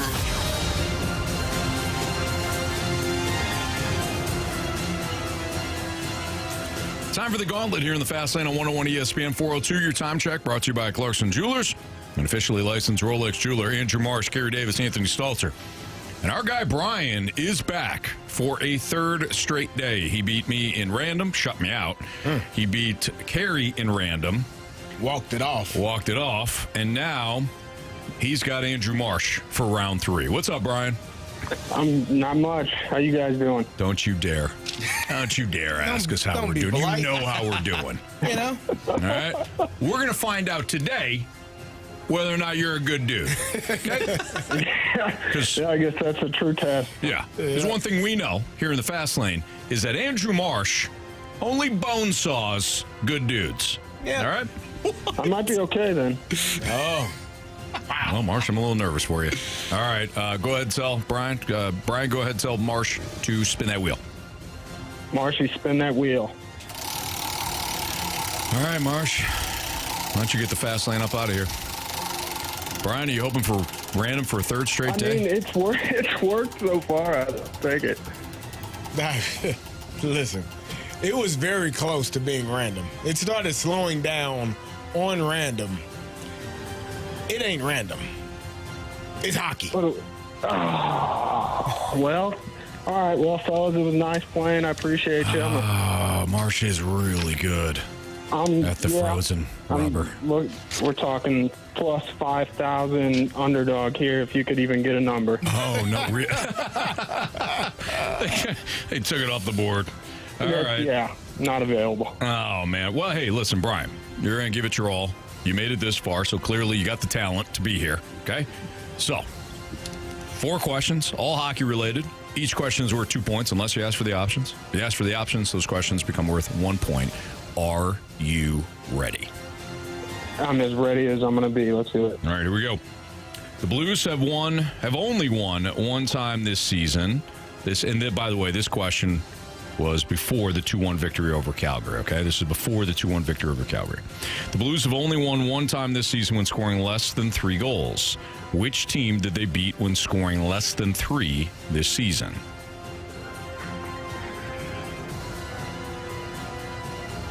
I need the options here. New Jersey Devils, New York Rangers, New York Islanders. Give me the Rangers. Final answer. Question number 2. The Blues have only played in 1 shootout this season. Which team did they beat 3-2 in a shootout?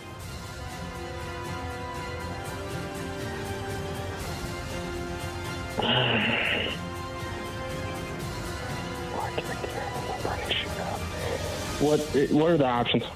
Seattle Kraken, San Jose Sharks, or Calgary Flames?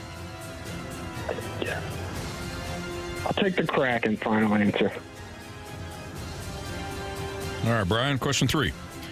Name the only team in the Western Conference that is currently in the playoff picture despite having a negative goal differential. Name the only team in the Western Conference that is currently in the playoff picture despite having a negative goal differential.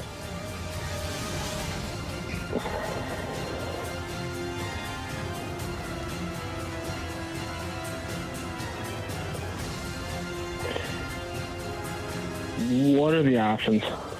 Edmonton Oilers, Vancouver Canucks, Colorado Avalanche. I'll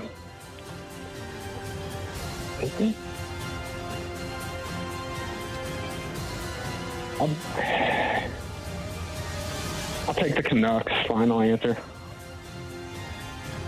Final question. Name the only Central Division team the Blues have not played yet this season. Okay.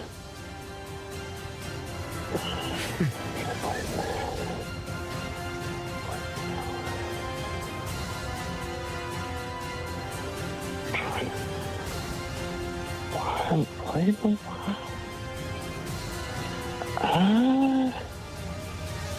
I got to shoot at something here. Give me the Wild final answer. All right. Let's bring back Marsh from the Cone of Silence. Brian, how you feeling? Not great. Okay. But that happened to me yesterday, and I don't know. Maybe we got a miracle on it. Teddy Ruxpin happened to me. Teddy Ruxpin, that's right. All right. Marsh is putting his headphones back on. Marsh, how's the Cone of Silence? No, it was good. Listening to a little Black Sabbath. Oh, okay. Didn't look too silent in there. No, we were jamming out. Round, down, round, down, down. I'm ready to go. Is that? I know that. That's Dun, dun, dun, dun, dun, dun, dun, dun, dun, dun, dun, dun. Is that Black Sabbath?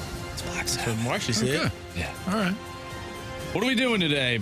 Iron Man, Iron that's Man. right. Yeah, that's right. Yeah, it is Black Sabbath. For some reason, I was thinking Jethro was- Tull. I'm surprised Carey didn't say it was Creed. Yeah, Yeah, that's true. that's what I thought. All right. Marsh, your category today is hockey. Oh, okay. It was almost random. Really? Yeah, it was close. That would have been funny. Watch your back on lunch. Okay. Question 1.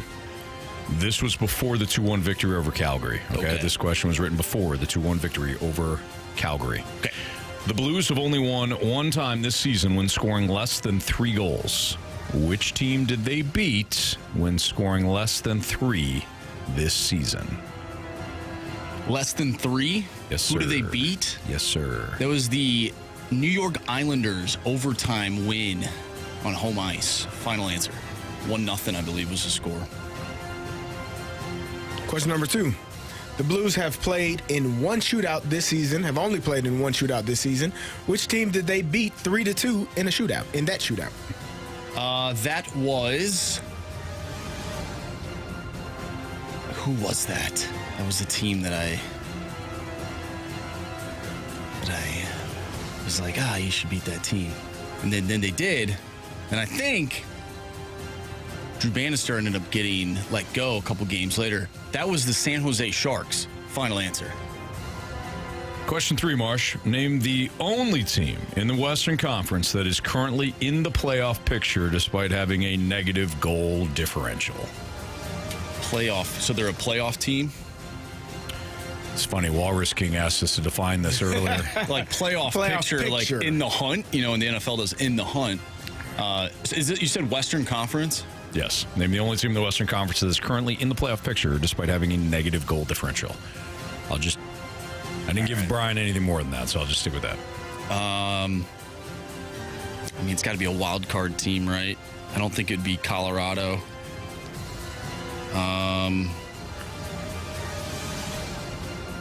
The only team I could think of is Calgary. I'll go with Calgary. Final answer. Final question. Name the only Central Division team the Blues have not played yet this season. The only Central Division team that the Blues have not played this season, that'd be the Colorado Avalanche. Final answer. All right, let's go over these today. Round 3 for our guy, Brian. Will this also be the day that Andrew Marsh has to spend some time in the penalty box following what I and Carey did the last couple of days? Or is Brian a great guy? We're about to find out. Name the only team in the Western Conference that is currently in the playoff picture despite having a negative goal differential. Marsh, you said the Calgary Flames. No options. Brian, you said the Vancouver Canucks. Correct answer is The Vancouver Canucks. Brian's up 1-0 on Andrew Marsh. Okay. Playoff picture. I would assume that would be like if the playoffs started tomorrow. Tonight. Either way, Brian's got a point, and he's up 1. The Blues have only won one time this season when scoring less than 3 goals. Which team did they beat when scoring less than 3 goals this season? This question was written before. Of course, the Blues beat the Flames 2-1 the other night. Marsh, you said the New York Islanders. It was 1-0 on home ice, overtime. Brian, you said the New York Rangers. Ooh. Correct answer is The New York Islanders. the New York Islanders. Nice job, Marsh. Marsh did not need the options. He's up 2-1. The Blues have only played in one shootout this season. Which team did they beat 3-2 in said shootout? Brian, you said the Seattle Kraken. Marsh, you said the San Jose Sharks. Correct answer is It's Anthony's San Jose Sharks. Marsh up 4-1. Name the only Central Division team the Blues have not played yet this season. Brian, you said I'm going to take a shot. You said the Minnesota Wild. Marsh, you said that would be the Colorado Avalanche. Correct answer is The Colorado Avalanche. Brian. You have chosen poorly. You lose. Not today. I don't know what it's like to feel that it has been confirmed that you're a good guy. At least I'm a good guy. You're a good guy. We can pull that out of there. We don't hand out trophies for that, but Yeah, great guy. you can tell everybody, and I mean everybody. I tell everybody. That you're a good guy. Yeah. I don't know who sings that. I don't Is either. it Lupe Fiasco? No. It's Bad Bunny. I'm the man, I'm the man, I'm the Brian, I'm sorry, man. We got to send you home. Nice run, though. No problem. It was fun. Can I give a quick shout out? Of course, yeah. I think they're listening. If so, shout out to my nephews, Braden and Ryan. All right, Braden and Ryan. Chen. Absolutely. Shout out to you guys. Ryan Suter. Yeah, that's it. Excellent. All right, Brian. Hey, But, thanks, fellas. Great show. Appreciate you guys for having me on. appreciate you listening. Thanks for Brian. being active in the snake pit, too, man. Thank you. Yep, hey, absolutely. All right. See Shout ya. out to the Snake Pit. Yeah, nice. Snake Pit very angry with that third question. Yeah. And how it was worded. I got some crap to take here probably from them. No. you got it right, They were all rooting for you, and I think they were upset with that the way that one question was worded. I was doomed. I was doomed the second it landed on hockey. You said it too. problem. You kind of called it. So yeah. All right, Brian. Be good. We'll see All you right, yep. Later, fellas. later. See you, Brian. See ya. Yeah. It was a kind of an awkward The question. Flames yeah. might have been. Marshy might have got so I'm wondering now. You said this was before the Calgary game. Yep. Which means these questions were wrote earlier in the week or written. Pardon my English. We don't. I So mean, maybe Vancouver was in that spot earlier in the week. either way, that's the one he got right. Let's not like Snake Pit. Let's protect our guy here. Yeah. It's one that Brian got right. Let's just be cool about this, okay? Marsh, nice job. Thank you. Way to end the streak. Yeah. We don't have to worry. You got us off the schneid. Nice job. Yes. Good job. Congratulations. He continues to dominate. I don't know how the hell you do it. Yes, that was the New York Islanders. It was a Tuesday night. They won 1-0 on home ice. Next question, please. Does that feel bad? Like when you know you're defeating a good guy? No. No, good. He's done it so much. This is just Competitive? Yeah. like Dexter over He's here. exactly. He's a serial killer. Yeah. But see, Dexter. He's like the reverse Dexter.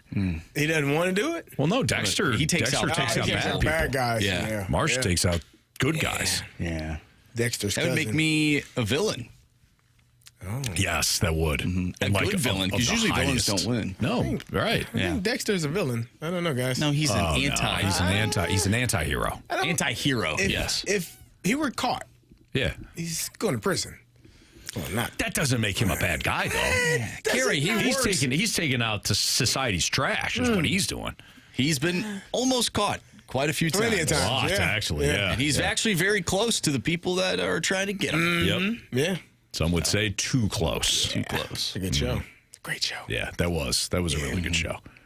Weird ending. Did you see the ending? Yeah. Yeah. Then you know they're coming out with another one. Yeah. A different actor, though, I think. It's yeah, a good wow. sequel. Not him. Yeah. I like that actor. yeah. Can't remember his name, but I like that actor. And man, his sister in that show was one of the worst characters in television history. Top 10 easily. Was awful. What was her name? Deborah Morgan. That's what it was. Oh man. Deborah Morgan, one of the worst TV characters You didn't like it? ever. No. She was So annoying. She was so bad.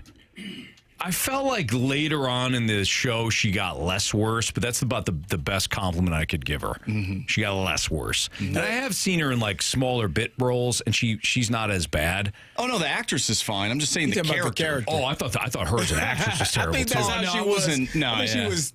That was the goal. Her to be over the top. She's the greatest actress I've ever seen in my life. Yeah, I think she should be in more things. That was the goal. Because that was terrible. It's all about the writing. So, Marcy, I will push Michael back C. Hall, on. thank you, Frick James. The worst character, like worst Gemma Teller from Sons of Anarchy is one of the worst. Oh, she is. She is. But in a way, like no. Okay, Anthony. We're talking like annoying wise. Like no, just a bad person. Like a bad person. Oh yeah. Well, then you can throw in like Cersei Lannister in that category. Yeah. I'm talking about like annoying characters. Yeah. So annoying. My wife Chris and I, whenever we're watching something, I'm like, man, I hate this actor, or I hate this character, I should say. I always pause, and she always does too. We're like, well, must be doing a great job. You know, like they must be skilled if they're supposed to be annoying or whatever or mean. You know. Yeah. So Joaquin Phoenix in Gladiator, when I was younger, I hated that character so much. I couldn't stand the actor because of how well he did in Gladiator. I couldn't stand him. Yeah, he was didn't really like good. him. Yeah, He's a great actor. He is. I think he's a strange guy. strange guy, Ace. Yeah. I felt that way about. Did you ever see The Patriot with Mel Gibson? Oh yeah, the guy that plays the bad guy that like burns down everything, whatever. Yeah, the what's his name? That dude's phenomenal. Like the actor is. Yeah. He plays the best. He's also in Harry Potter. I don't know. Is he? Yeah. What character does he play? He's the one annoying kid's dad, like the bad kid's dad. Malfoy's dad. Yeah. Oh, you're right. Yeah, he's great. He's great. Yeah. He was born to be a villain. Yeah. In movies. Yeah. Anyways. Yeah. All Some right. people they just get typecasted as villains. Yeah. Well, that guy. I mean, don't cast that guy as a good guy. He'll ruin everything. Absolutely. You need a bad guy. He's it. It's like Pedro Pascal. He's just like in everything these days. Sure. Yeah. You know who that is? Do I? You should. Pedro Pascal. Yeah. Who is he? Well, he's in The Mandalorian. He's in The Last of Us. He's now Mr. Fantastic in the Fantastic Four. I believe he was in Narcos. Probably not a good guy in that show, but he was. Yeah. he's been in a lot of stuff. Yeah, I'll check him out. You'll know who he is. All right. It's Fast Lane on 101 ESPN. That's your 5-minute movie roundup. Did it yesterday, too. Didn't schedule it, but you got it. Get your movie takes here. That's right. Yeah. Blues extended run. We're going to take your mic drops on this, so we'll hear which Blues player you think will be the most important if this team's going to go on an extended run. No goalies, Marsh. Your mic drops next on 101 ESPN.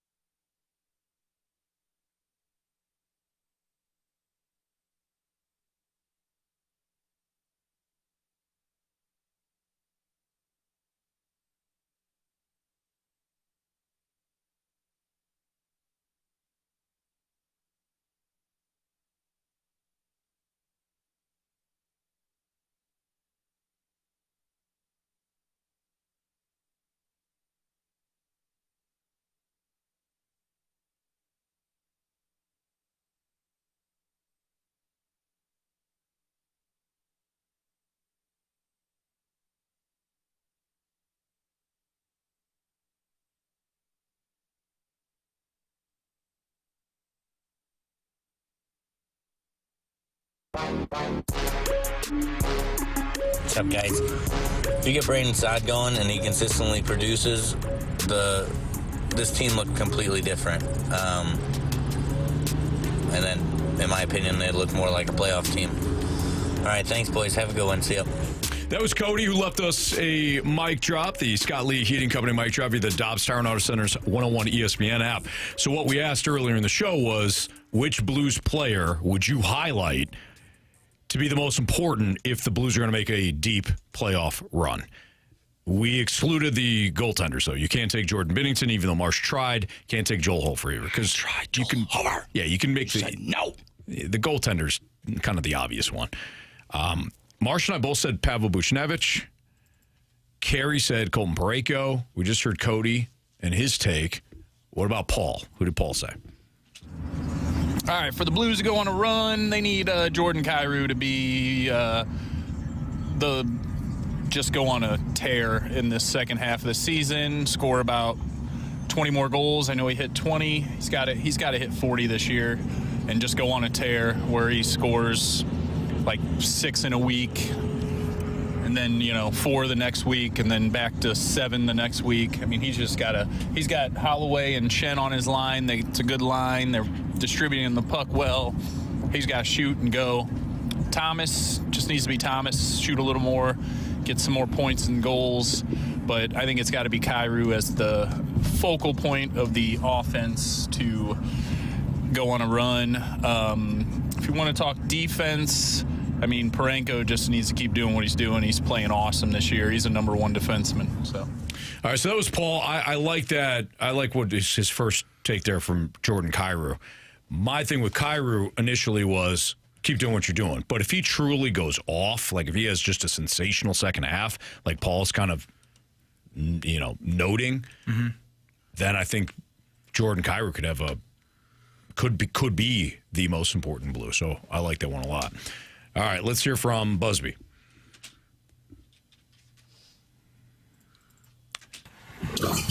Hey, guys, I think it's Braden Shen. Out of all the guys, I think it's Braden Shen. After last night, I was happy for him.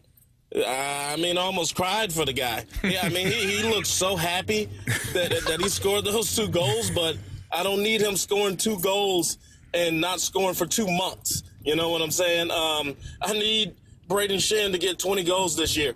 We need him to get 20 goals this year. He is a first-line captain center. I mean, he ain't got to score 30. He ain't got to score 40. He's a two-way player. He plays good defense. He plays a 200-foot game. Play good defense, score some goals here and there. Get in that, get in the gritty. He's been absent. I mean, I know he's probably been doing good on other stuff, defensive stuff and helping the young guys out on that first line. But Braden Shen is the key, guys. I don't care. Braden Shen is the key. Kyrou scores goal. Thomas can do his assists, points, all this stuff. The defenseman can't follow all this. It's Braden Shen. He's the number 1 center on the team. He cannot go quiet. He's up in age compared to the other young centers and forwards on our team, but he's going to I don't think they should have tried to let him get that 3rd goal last night, to be honest. He's gassed. We need him for the stretch 1. Stop doing that, guys.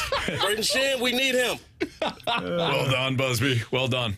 Any arguments there? Well, I don't know about first-line center, but Robert Thomas might have something to say about that. But otherwise, I think he was spot on, right? I mean, he made a compelling argument there for Braden Shen, the captain. Yeah. Yeah, well done. Well done. I love that. Yeah, I'm about to have a 3rd goal. He's gassed. He's gassed. Let's hear from Nicholas next. The most important Blue to me is Colton Parayko. He needs to stay being the alpha dog like he's been all year. He needs to keep scoring goals, keep shutting down plays, skate pucks out of the zone. He needs to just keep doing what he's doing. Him and Philip Broberg, both of these guys have accelerated their game big time. Broberg especially paired up with Justin Falk. Justin Falk's a better player whenever he's got Broberg with him. Those 2 to me seem to be the most important Blue if they're going to go on a run and make the playoffs. See you guys. All right, thank you, Nicholas. I got to ask, did you guys vacuum or saw? What was that? Vacuum or saw? Maybe works at a warehouse, possibly. You All know? right, so vacuum or saw? I say saw. I was we just thinking got done saw. talking about Dexter. I don't want to think it's a saw. Like, not that kind of saw, right? Well, no, not that kind of saw. What do you mean? Well, What kind of saw? Maybe he's welding. no, Carey, what I'm saying is you can use a saw for other things besides cutting up human beings. Mine kind of goes a little haywire. You know, we I don't know if you know this about me. I can't focus on more than one thing at a time. I mean, not even this? I think that was a circular saw. Yeah. What is he doing? Probably working on wood. Yeah, tile saw. Have to be bone, just wood. I'd like the text line to chime in, and maybe it's not a saw, maybe it's not a vacuum. Like, what could that be? So we're getting some thoughts here from the Snake Pit. Mo Fallon Mickey says sawmill. Okay. We had Gator say maybe he was in his woodshed. DLW 1904 car wash. Okay. Splashback Deuce says 737 jumbo jet. Yeah. Let's see. Balkroth said data center. And what would a data center be? Just a center that collects data? Sure. Good job, Anthony. We're getting we just do toothbrush. sports. Oh, here we go. We got it. We got a text from Nicholas. Oh, Nicholas, tell us what do you got? Saw, right? From the 636. Guys, it's Nicholas. It's a generator that I work on, listening to you guys while working. Okay, a generator. In a All right. warehouse. We didn't have that. Thanks, Nicholas. In a warehouse. Thanks for listening. Yeah, Good stuff. Text back in if that's where you're at. That was close. 314 said maybe he's sharpening skates. If so, he would know. But it's a generator. No, it's a generator. Yeah. All right, cool. I always love when people, tell us what they do for a living. What they're doing for a what they do for a living, and how they're listening and all that, because it is, this is a show that includes all. We're at a bar. Come on up. Having a beer. Yep. We just aren't having it on air. No, not yet. Has Tommy? Have we seen Tommy? I haven't seen him this week. I haven't seen him in a couple of days. I saw him walk by a couple of times. Have we talked to him about getting behind the glass for the games for Jamie? No, we've not. Yeah, we need to. It's a good time to mention that. Mm-hmm. Champ Bash next week. Yeah, let's do it there. Yeah. Yeah. We'll have a. Can we get shirts meeting with made? him. I mean, I think we got. I think we got to have shirts to say "Go Fast Lane Yourself." Yeah. Love it. I think that's what our shirts to say. Go fast. What if we all right behind Jamie? Yeah. What if we all had shirts? We're all sitting behind Jamie, and we're 1, 2, 3, and one shirt says clear, the second one says the, and the last shirt says puck. Yeah. Clear the puck. I like that. I like or it. we can go clear it camp. Clear it camp. Yeah. Either or. Mm-hmm. Yeah, we got some things to think about. Either way. So, Or it says, Jamie, check your emails. you could do that too. Really, the possibilities are endless. At least with 3 people. So, Splashback Deuce. Possibilities aren't endless. There's only 3 of us. There's only so much. What's a data center? Center that collects data? There you go. All right. Learn something new every day. Anyway, Splashback Deuce from the Snake Pit sent in a couple of complaints. We have heard your complaints, Splashback Deuce. Bet the Board is next on 101 ESPN.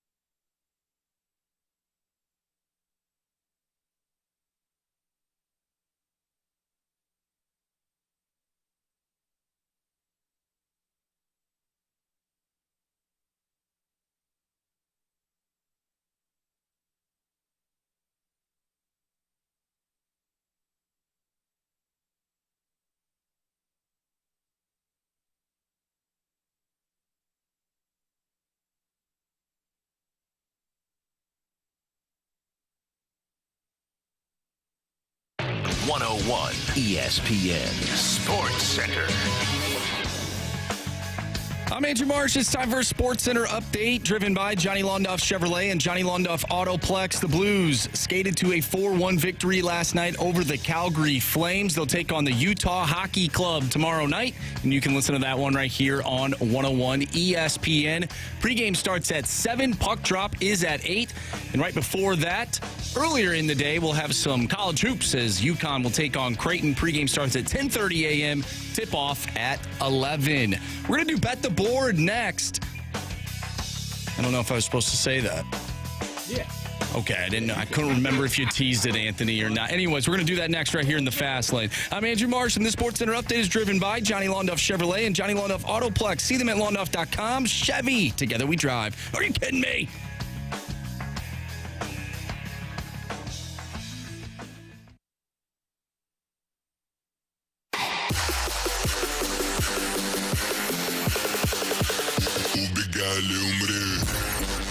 All right, so Splashback Deuce has had some complaints. We've got the, criticisms and compliments. I guess that's a criticism, not a complaint.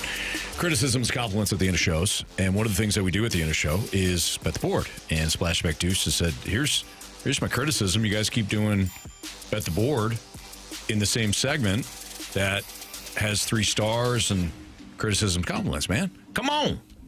Get Bet the Board out of here. Standalone segment. Really? Well, guess what, Splashback Deuce? Splashback Deuce. I blame you for this. You win. Nah, I'm going to blame Splashback Deuce for this because I was not prepared. Anthony, I almost called you Jamie. It's Friday. I'll say what you did. It would make me feel better when I call you Jamie. Yeah. I read the rundown and I was thrown off when I saw Bet the Board there. Mm-hmm. And I was like, what the hell is that there? I thought maybe it was a typo. Nope. Marshy doesn't make mistakes, but I saw it and I was like, hey, 4. Oh, that's weird. Yeah. It's not where that goes. So in my brain, I just disregarded it. I didn't even ask any questions because I am a creature of habit. Yeah. And if it's not the same habit, if it's not the thing that I'm accustomed to doing, I tend to just, that's not real. You good now?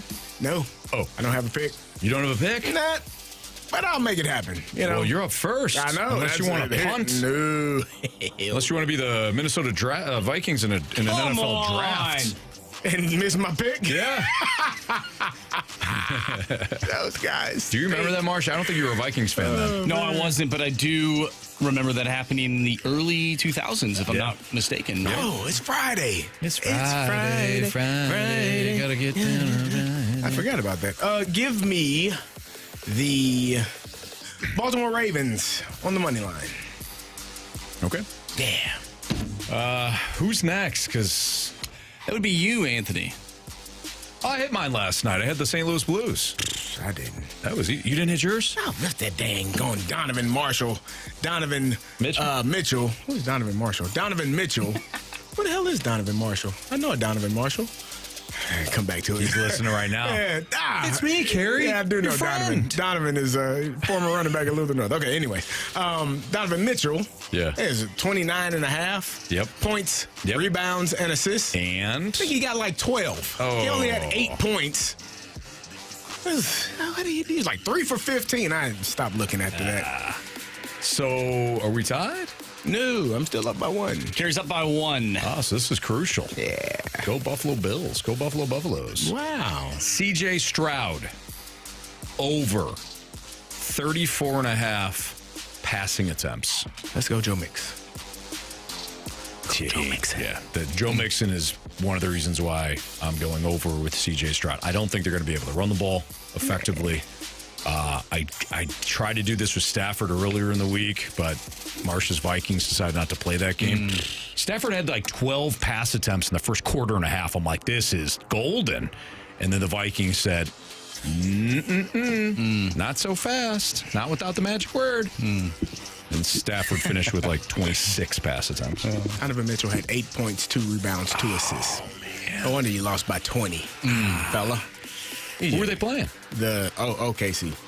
OKC has been but they are both the best teams in the Western. Like, they're both are really good teams. They're very good. Yeah, they are the teams to me. I'm going to go with the Rashad Bateman anytime touchdown. Whoa. Nose Flowers, perhaps? I don't think he's playing. Rashad Bateman, my guy. Bateman has scored like 7 touchdowns in his last 9 games or something. That's a You got to ride the high good guy. call. Yeah, that's a good call.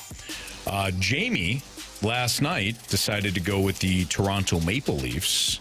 Remember, I said he was going with the Lightning.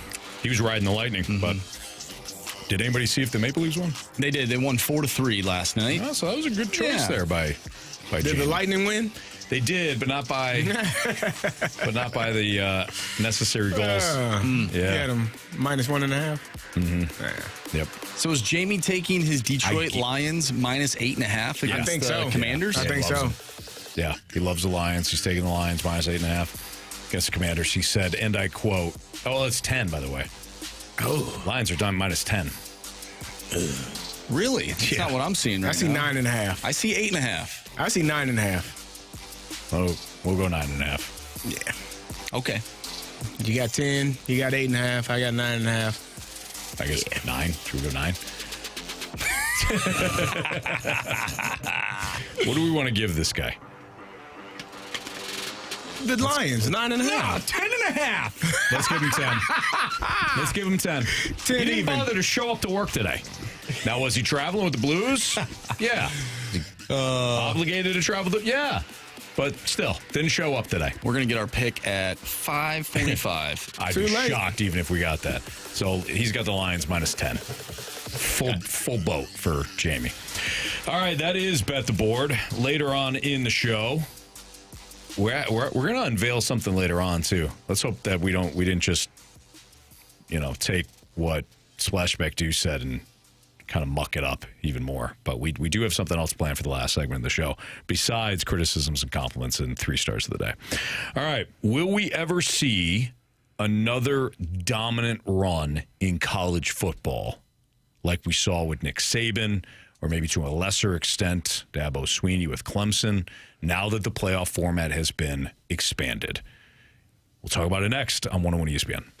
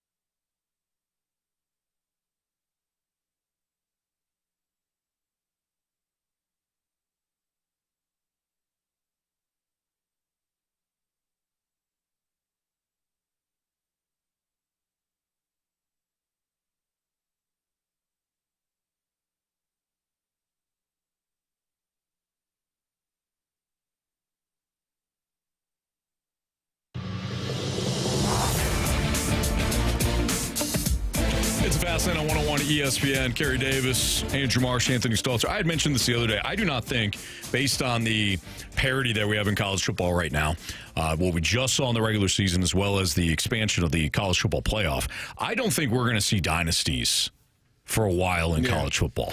Maybe if you get the next Nick Saban, whoever that winds up being, maybe they could put together a great 10-year window where they're winning multiple championships. Hell, maybe it's even Kirby Smart. But I do think that the playing field has leveled off so much in college football that I do not see us watching more title runs and title dynasties like we saw with Saban, like we saw to a shorter extent with Dabo Swinney or even Kirby Smart. Most recently. I agree. I think that the fact that the 12-team college football playoff, the expansion of the playoffs, it allows for more players.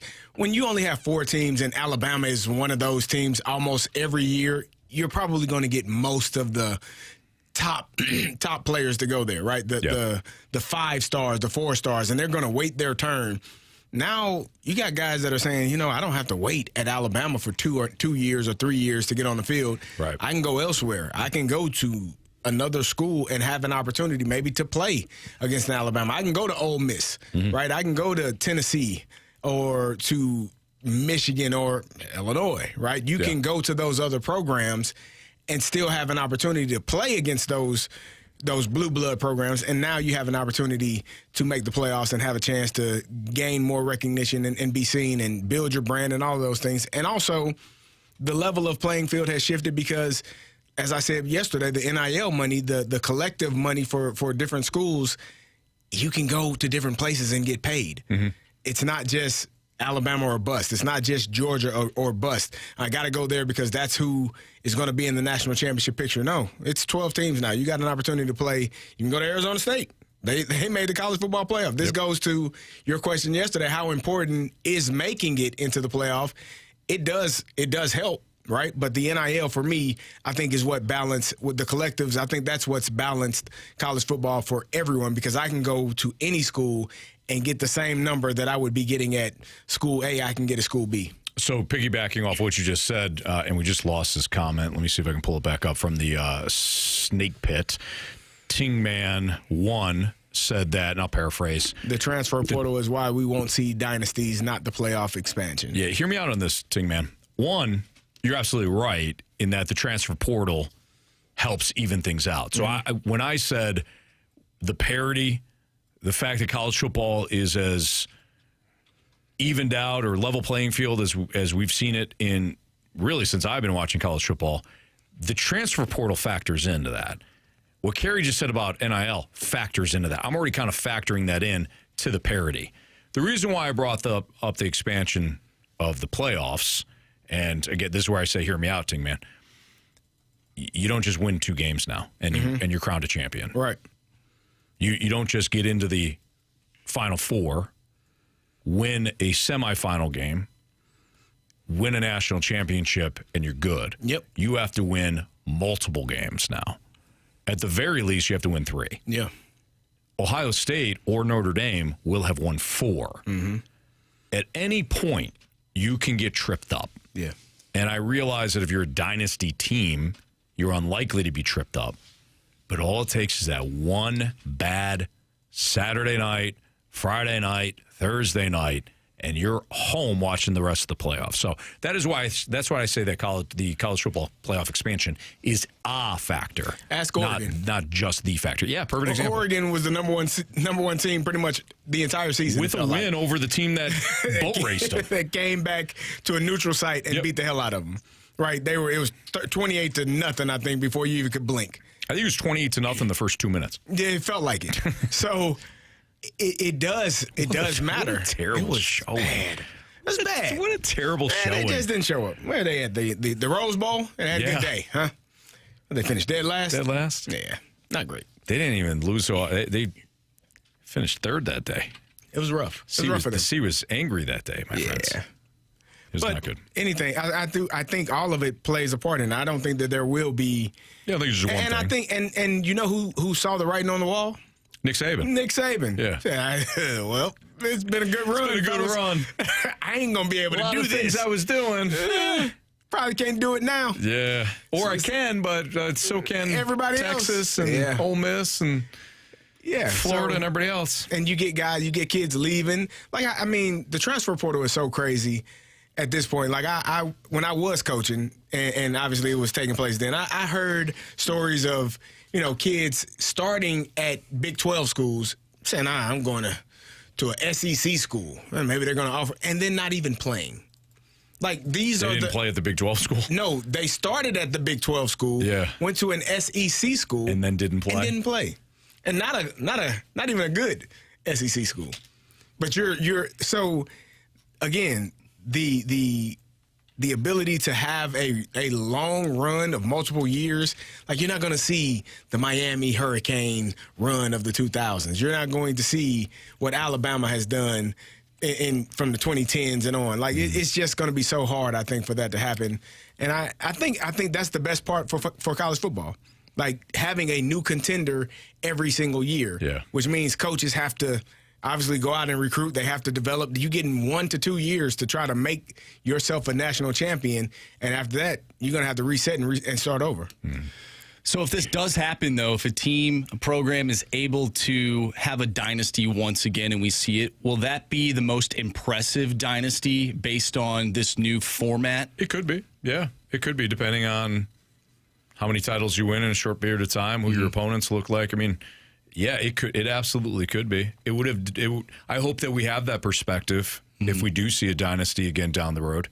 I hope we do say, man, Nick Saban, for as great as he was, Alabama only had to win 1 game or 2 games to win it all, as opposed to 4, like Central Michigan has done. So I think it's a really interesting question. When did that happen? When did they win 4 all year?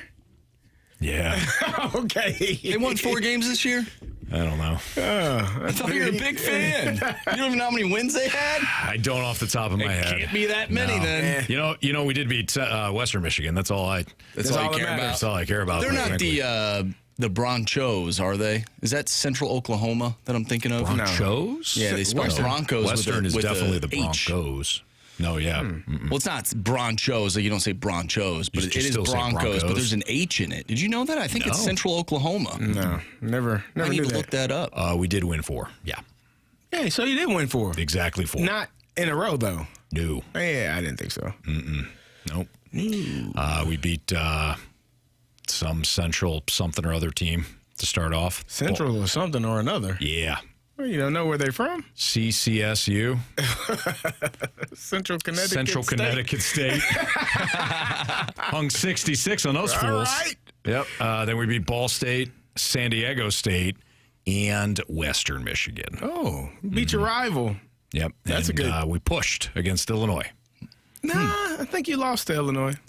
No, we pushed against them at the window, which is perhaps the more important thing.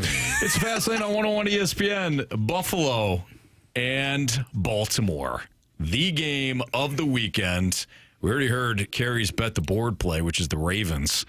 We'll dive into that matchup next. It is the most fascinating game this weekend. We'll talk hero, GOAT, determining factor, and predictions next on 101 ESPN.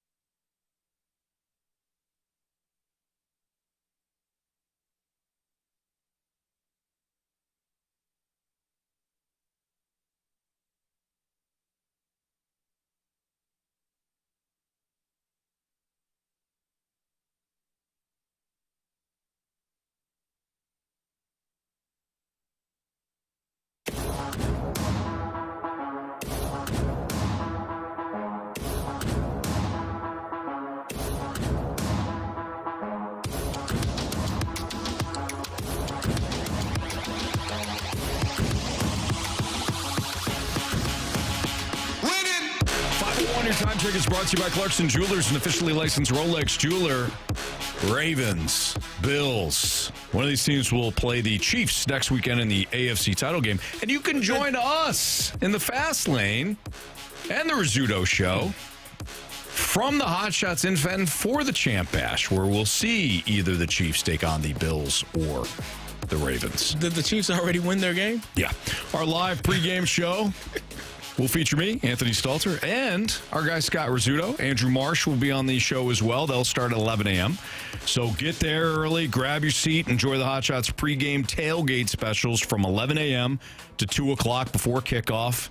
Like I said, me, Riz, Marsh will do the show from the Hot Shots in Fenton. There will be plenty of screens to watch the AFC and NFC championship games and a bunch of giveaways throughout the day, including Blues tickets, Point Fest tickets, and more. Plus, the Rizzuto Show will perform their choreographed dance, Pick'em Punishment at halftime of Game 1.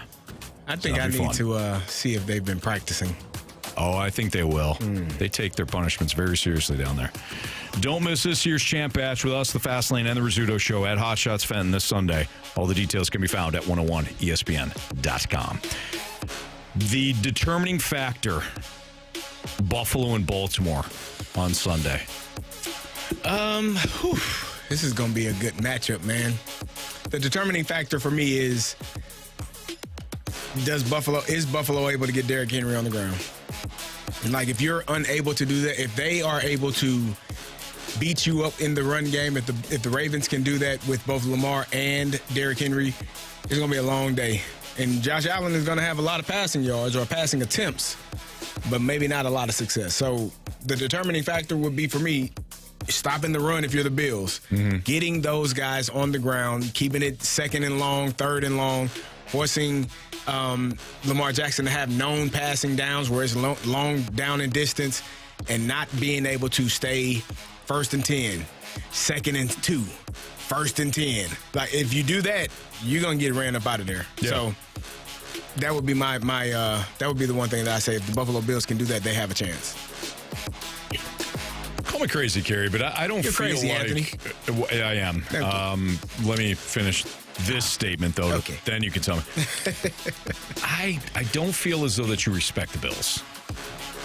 Oh, you're not crazy? And maybe it's because you've kind of slighted them all year, and then at the end of the year, you're like, you kind of had to admit, like, no, they're a pretty good team. But now it's like your opportunity because you're a big Ravens guy. I'm not a big Ravens guy. I'm a Lamar Jackson fan. Do you feel as though that this is also your moment to shine? Like, if the Bills fall, Anthony, you've been waiting for this since week 1. I feel as though I saw this game earlier in the year. And when I saw this game, I saw one team put up 35 points, and I saw the other put up 10. I saw one team rush for, I think, almost 300 yards, 271, and I saw the other one rush for 81. Saw one quarterback throw for a couple touchdowns, saw the other quarterback throw for none. And so, based on what I've seen in my life, this season specifically, between these two teams, I'm going to go with the team that beat the hell out of the other team. I don't think it's that difficult. I understand they're playing in Buffalo this time. Last time they were in Baltimore. But the players are still the same. Yeah. And for me, the Baltimore Ravens defense has been much better since this game. Since week 9 or 10, they have been one of the best defenses in the league. They have figured some things out. Not allowing big plays over their head, getting after the quarterback.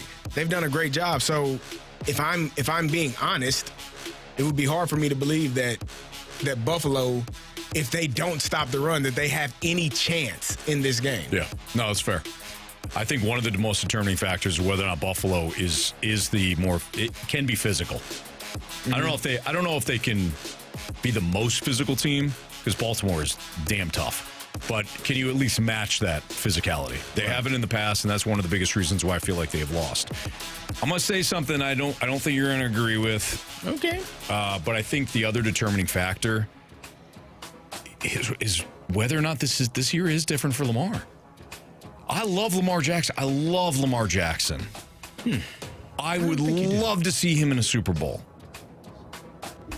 I I don't think it's fair. I don't think it's fair to question Josh Allen the way we do in like, oh, what version of Josh Allen are we going to get? The playoff version of Josh Allen in his career is 23 touchdowns and 4 picks. How many championships he got? 0.0. Okay. Because I thought that's all we cared about. For quarterback's legacy, yeah, unfortunately, yeah. Yards per attempt, Carey, 7.4, right? I'll just throw out those numbers, the main ones. Lamar, 8 touchdowns, 6 picks, 6.9 yards per average. And that's good, but, not like Allen. Right. Everything I've read is that this is different for Lamar this year. Like when they won the division, he was like, hey, no big deal. We've got bigger fish to fry. Yeah. They say he's more calm now. He's not as rattled, because I don't think Lamar gets rattled, but he's not as antsy and not as sped up. Yeah. The game has slowed down for him this year. That's what everybody around him has said. Last week looked great. Didn't have to do much, though, unfortunately for you, against your Steelers, right? But no Zay Flowers. You got Derrick Henry, but are we going to get a different version of Lamar? Are we going to get regular season Lamar? Because if we get regular season Lamar, I really don't know who beats him. But if we get playoff Lamar that we have in the past, I think the Bills win this game.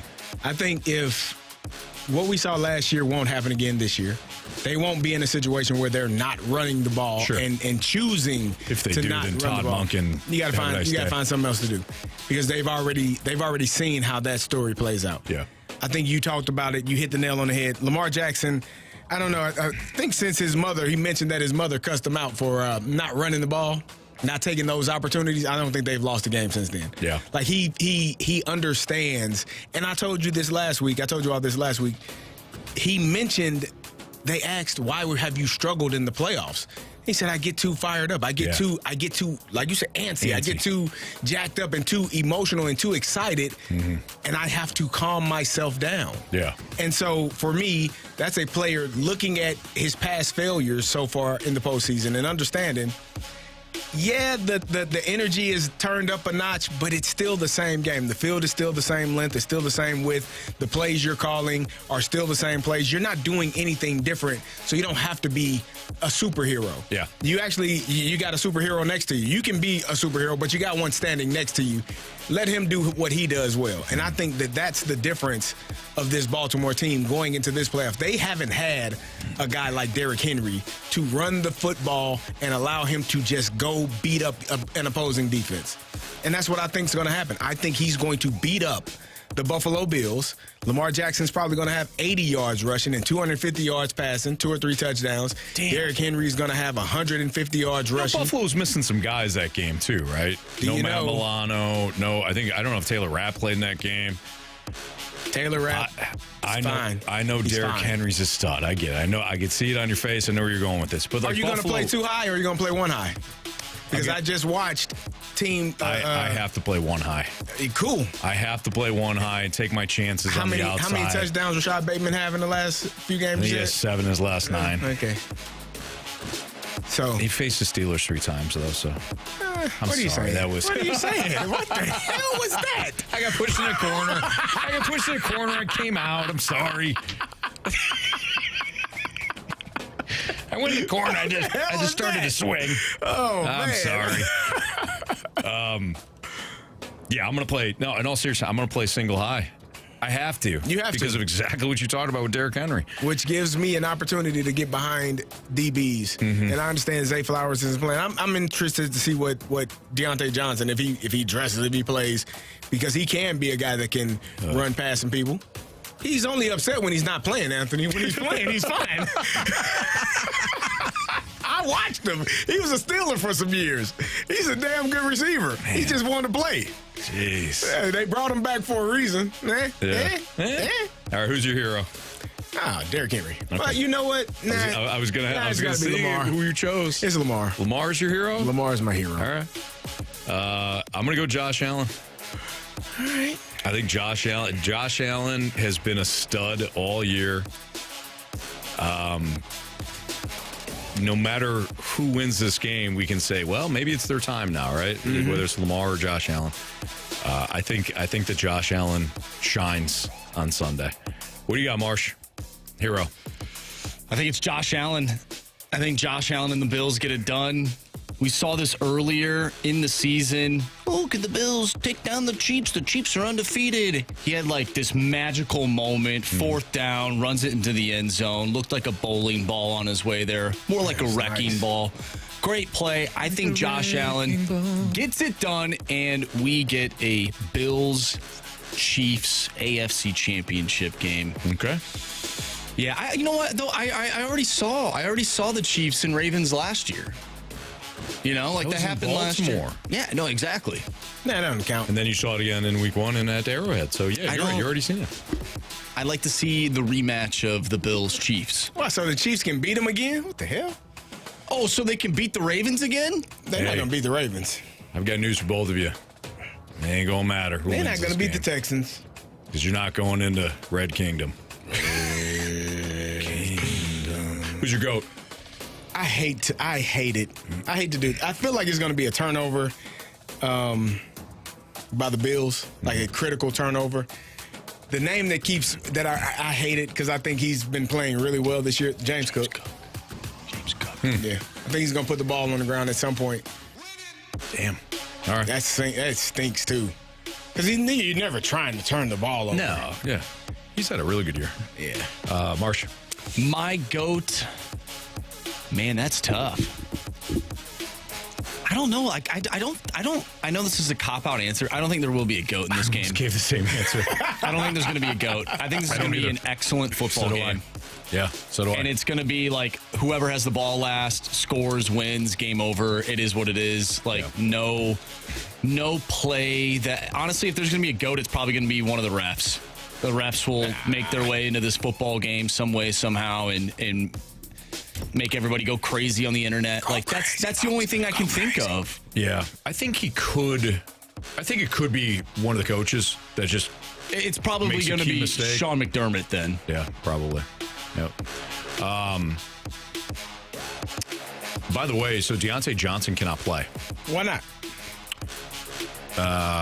Johnson's not eligible to play in the postseason, will not be awarded to the Ravens until after the Super Bowl. Really? Yep. Schefter notes pickup. Johnson qualifies as an unrestricted free agent this offseason. And if he signs with another team, he factors in Baltimore's comp picks. So Probably why they got him. that's probably why they picked him up. Yeah. Well, I guess CD doesn't know Deontay Johnson can't play for the Ravens this postseason. Do now. Aaron K. Thank you. Appreciate you. CD just hates SEC running backs. I don't hate anybody. No. Because you love Derrick Henry. Derrick Henry. There you go. I don't hate running backs ever. Make sure we understand that. Is there a running back you don't like in the NFL? Right now? Yeah. Alexander Madison. That would be you. Alexander Madison. You didn't like Alexander Madison when he was... Well, yeah, it's because he fumbled every time he had the football last season for the Vikings. Marshy, you know? I don't have a running back that I dislike. I mean, I like a lot. I like James Conner. I think he's very underappreciated. Like he's a dog. He's a guy. James Conner's a really good back. And the Steelers should have kept him. Bucky Irvin. There's some really good running backs this year. Bijan Robinson. He's if they give him the ball 25 times, I think he'd be great. They did, yeah. This year was different. Yeah. They fed him. Keep going. Yeah. Don't give Tyler Algier any. I like him, but none against him. Tyler Algier's solid. Giants have a good running back. Yeah, they do. From Penn State. Saquon Barkley. Yeah. No, not that. No. He plays for the Saquon. Eagles. Oh, You're that's thinking of, right. They got rid of him. No, the Eagles got Kenneth Gainwell. No, he's their backup. DeAndre Swift. He's the running back. DeAndre Swift. Right? Nope, he's not there either. What? Miles Sanders, though, right? No, For the Eagles? No. Nope. It's Saquon Barkley for the Eagles. He's really good. What? You should look him up. Giants would have never let that guy go. It'd be dumb to do that. Well, the owner thought so too. Can we be honest? Like Saquon's phenomenal. He wasn't rushing for 2,000 yards of the Giants team. Yeah, because they don't have anybody like that on their team. Thank you. They got a quarterback. It's going to be 10 people in the box. The Giants are terrible, right? I don't even know if he really would have wanted to sign there regardless. No, I think he did. We watched it. Did he? We watched the... I listen to that phone call, Carey. I don't think he really cared. Oh, shoot. Oh, shoot. No, you're not going to resign me? Oh, I'm so upset. And now one of the Barber brothers is mad at me. I think it's Tiki Barber's. Doesn't like me anymore. He's a class act, too. Like, Saquon Barkley is a class act. Mm-hmm. You've seen that a lot. I mean, he came out of the whole Giants thing looking good, and, like, the comments that he has made during games, like when Goofball sat next to him in the one game and said, hey, do you want to break this? Why do you do that to Goofball? Why did he do that to Nick? I forgot his name. You didn't forget Nick Sirianni's name. Like Goofball? You forgot his name. You did. You did not. You did not forget his name. Oh, Goofball. Oh, Goofball. Wow. That's unfair. That's unfortunate. We have so much riding on this, like, these playoffs. CD with, like, the Bills not being as good as people think they are. Yeah. Me with Sirianni goofing up at some point, like. The Chiefs winning the Super Bowl again. Yeah. I don't think so. Our Sports Six-Pack is next. 314-399-9646 is the Air Commerce Service text line. If you got a Sports Six-Pack question for us, send it in, and we'll answer them next on 101 ESPN.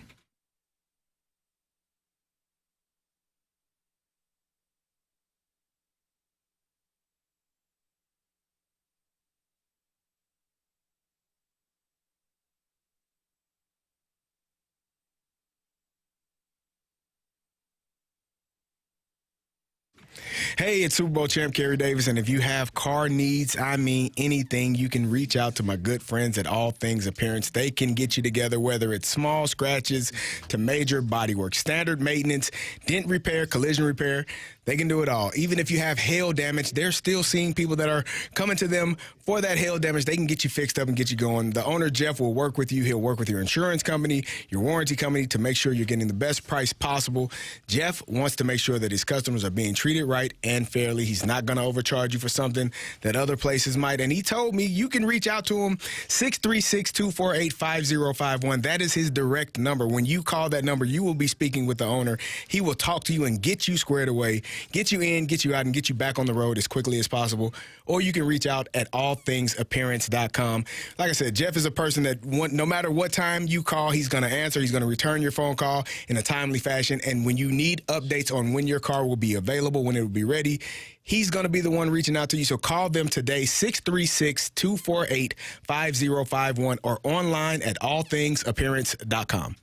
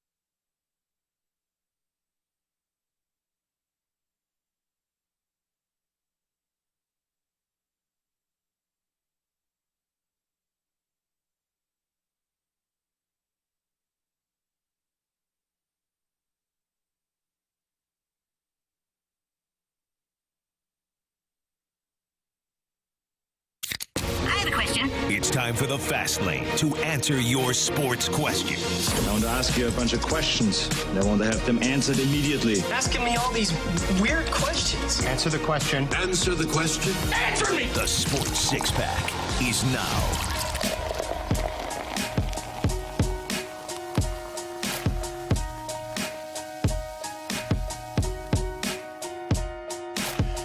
All right, time for the Sports Six Pack here in the Fast Lane on 101 ESPN. If you got a question, Air Comfort Service text line 314-399-9646. Carey will be back in a second. He steps outside to celebrate the fact that his Dodgers just signed 23-year-old phenom Sasaki. Roki Sasaki. Roki Sasaki is a Dodger. Yeah. According to his Instacart, as you would call it. What are we doing here? What are we doing here? Dodgers get another guy. I don't like the Dodgers at all. I hate the Dodgers, for that matter. I do. But this is just stupid. Like, this is not, I'm not blaming the Dodgers on this. Dodgers can sign whoever they want. But Major League Baseball, like... It's dumb. It's dumb. At some point, I'm like, just go away. Just go away. I actually threw those glasses away. Come on, Anthony. No, he deserves it. Come on. He deserves it. He hopped on the juggernaut Dodgers. So, yeah, let him do his thing. You know, fellas, feels good to be a champion. Feels good to be able to go out and do what we do when we do it. You know, you just keep, you know the saying, the rich get richer? Yeah. Yeah, that's us. You know, we just keep finding ways to make wonderful things happen here in L.A. You know, the Dodgers, Dodger Blue, I can't see anything, right? But championships. I see money being deferred. I see pitchers pitching. I see outfielders playing infield, but not in the way the Cardinals do. In a different way, fellas. That was funny. In a different damn way, huh? One way that works. One that works. One of the best to do it. He can play wherever. He's great. They got a pitcher that is a hitter. He's going to be pitching again this year. I tell you. Might win the Cy Young and another MVP. Whew. Yeah. Good luck to you guys, huh? Where'd you finish? Dead last? Had a great day, huh? We won 83 games, Carey. Get off our ass. Yep. Don't you have any pride if you're some of these players? Who? Don't you have any pride? Nah. You want to win? Don't you have any competitive spirit? Listen, Anthony. I will join the Dodgers, KD style. Here's what I will tell you about professional sports, right?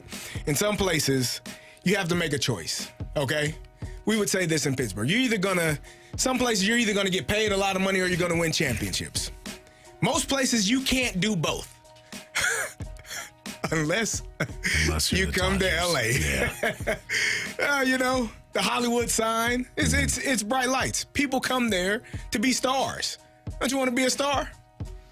Come to L.A. Be a star. Oh, gosh. Be great. I think Droid FX and Zoosh said it best. Droid FX when he said, this is so fast lane stupid. And Zoosh when he said, fast lane, the fast lane Dodgers. Yeah. I know. I'll tell you right now, if the Dodgers end up getting Munetaka Murakami. Frick, James, I get it. I get it. I'm not blaming the Dodgers. I'm blaming Major League Baseball. Major League Baseball can go to hell. What did they do? Allowed this? Go ahead, Marsh. Sorry. Oh, I was just saying, if the Dodgers, whenever Munetaka Murakami winds up being in Major League Baseball, if the Dodgers get him, I might. You coming over? Stop watching baseball. Oh, come on, Marshy. Why wouldn't they get him? Why wouldn't they? Yeah. It's fun. Well, they already have a first baseman. It doesn't matter. They'll move him down. The Major League Baseball create a different position. They might have 12 second players. DH. The second DH. Second DH. So get you a right center fielder and a left center fielder. Yeah. Like softball. Yeah, right. Of a rover. Oh, boy. This is so gross. I hate it. Yeah, good for us. Gonna be a great season, fellas. Yeah. Enjoy. Hope you enjoy. I won't enjoy any of it. Yeah. Question number one. All right, from the 636, I'm the biggest baseball fan you'll meet. I can watch the White Sox versus A's game on a Tuesday any day of the week. You are a huge fan. Massive fan. My gosh. Whoa. Love the game. This, though, is starting to make me lose interest. This is a joke of a sport now, unfortunately. To you guys, at what point will people actually start losing interest in Major League Baseball? I thought it was going to be last year, but based on what the Dodgers are doing now, I mean, this is, and again, I can't say this enough. I don't care. The Dodgers are allowed to operate this way. The Dodgers are doing their thing. Why wouldn't they continue to sign the best talent? This is not a Dodgers thing. It's a Major League Baseball. You can kiss my rear end. Can I? Like you're a joke. Can I? Major League Baseball is a joke. Can I play devil's advocate for a second? Yes. Right. I'll allow it. In every great story, you got to have a villain. Very true. Even if people don't like the Dodgers, they will hate watch. When KD went to the Warriors, they hate watched. Mm-hmm. They didn't. When LeBron went to the Heat, they hated that man. They hate watched the best teams because people like you, sir, want them to lose. Unlike me, I want them to win it all again for the next 5 years. Very true. You know? Very true. They're going to watch. It's not going to get to a point where, oh, this is so boring, because there's always hope. There's hope that a team will rise up and beat the juggernaut team. It's not likely, but it's hope that it could happen. Yeah. You know? Yeah, it'll be the second team with the most payroll. It'll be the St. Louis Cardinals. Wow. Take them down. You know? That would be awesome. See? He's dead. You see script I just wrote? He's in. Marsh, no. See what I did? You see what he's doing? That'd be really cool. He's in. Greatest trick that the devil ever played with. He didn't think he was real. Yeah. Carey just said, I'm the devil. Carey's dressed in red. He's on both of my shoulders right now. Yeah. He just bought it. He's in. I haven't bought it yet, so will but all the other I'm fans. looking at. I'm window shopping what you're putting out right now. Jon Snow, who is the worst commissioner in all of pro sports? You know who it is. Who? Rob Manfred. Why? He said it was a piece of He's a metal. clown. Why do people hate commissioners? That's I don't weird. know. That's I think just it's so strange. Because they're the Shouldn't we hate puppet. owners? Yes. Yeah. Because the commissioners just run by the owners. But, you know. All right. Well, we can just fast forward to the postseason for baseball, and we don't need to watch any of it. It's a long season anyways, 162 games. Who wants to watch all that? I don't know. 29 other MLB team fan bases. You guys remember at the beginning of the show when we had to restart 3 times? Yeah. And that one texter texting in saying, we'll only get 4 questions today out of the Sports Yeah, he was Six-Pack. wrong. He was wrong. We only got 1. National Championship game predictions coming up next. So we don't have a show on Monday. So we're going to do our National Championship game breakdown and predictions next on 101 ESPN.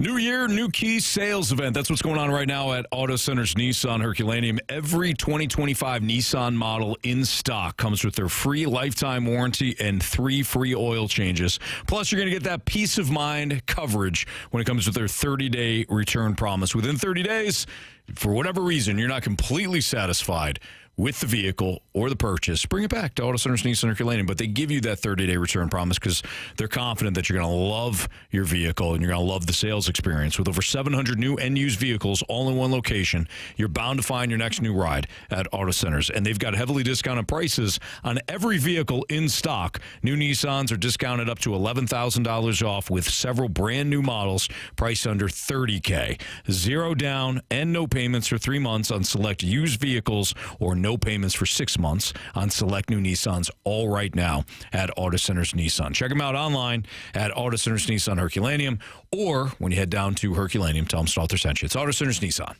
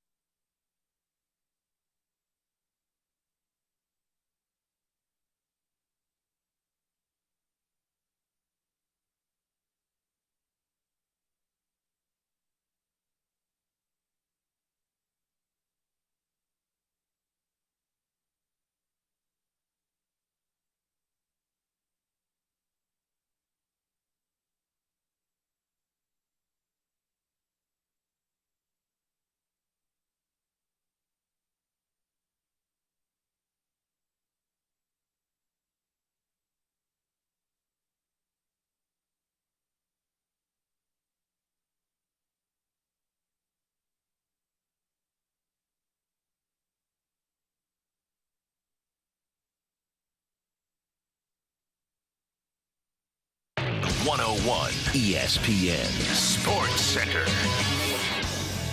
I'm Andrew Marsh. It's time for a Sports Center update brought to you by Saliga Heating and Cooling. After a 4-1 victory over the Calgary Flames last night, the Blues will head to Utah to take on the Utah Hockey Club. Pregame starts at 7. Puck drop is at 8. This is tomorrow night. The Blues going up against the Hockey Club. Before that game, on 101 ESPN, you can listen to UConn take on Creighton. Pregame starts at 10:30 a.m. Tip-off is at 11. And then on Sunday, we'll have Eagles against the Rams. Pregame at 1:30, kickoff at 2. Following that will be the Bills and the Ravens with the kickoff at 5:30. If you missed anything from today's show, make sure you go to 101ESPN.com or check out the free Dobbs Tire and Auto Centers 101 ESPN mobile app. Just head to the podcast page, and you'll find all of our interviews and full shows there. And it's all brought to you by the Schaefer Door Company. We are going to dive into our predictions for the national championship game on Monday. Ohio State going up against Notre Dame. Who will win? We'll tell you next right here in the Fast Lane. I'm Andrew Marsh, and the Sports Center update is brought to you by Saliga Heating and Cooling, an independent American Standard heating and air conditioning dealer.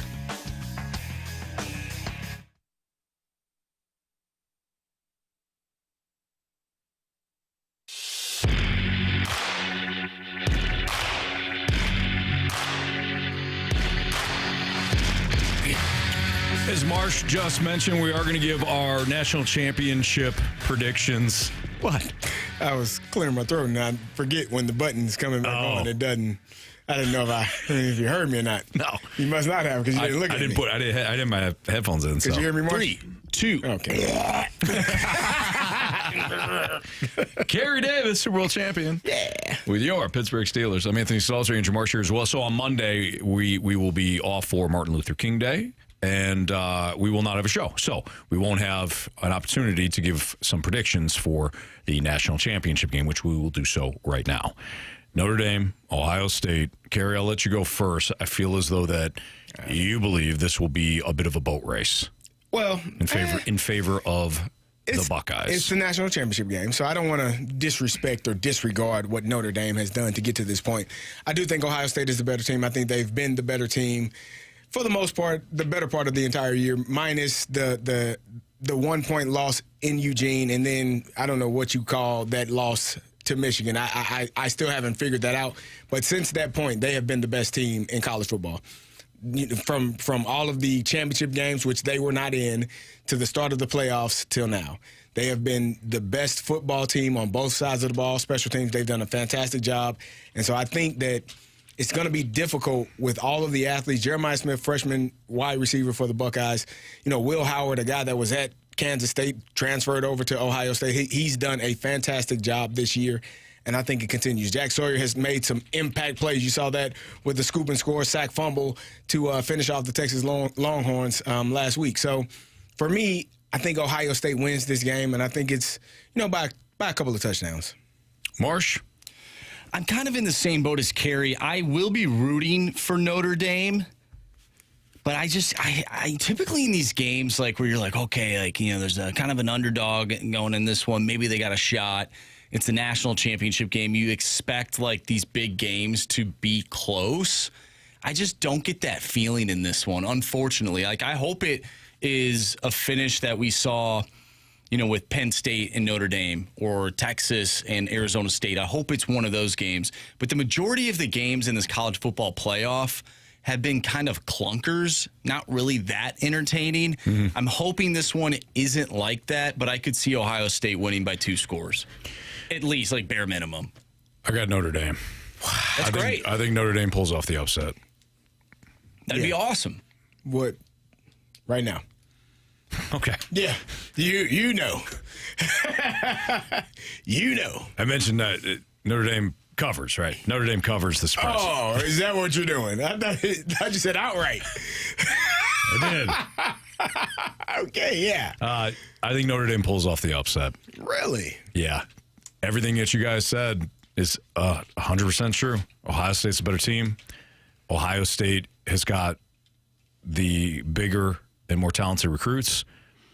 But this Notre Dame team, I thought was done a week ago. When they've played Penn State, it was 10-3 at half. Mm-hmm. And I know they got the field goal. Notre Dame got the field goal right before half. But I'm like, Penn State's dominating these guys. I mean, I thought it was over. Notre Dame, the injuries that they had along the old line and some of the injuries they had on defense, Jeremiah Love not completely healthy himself.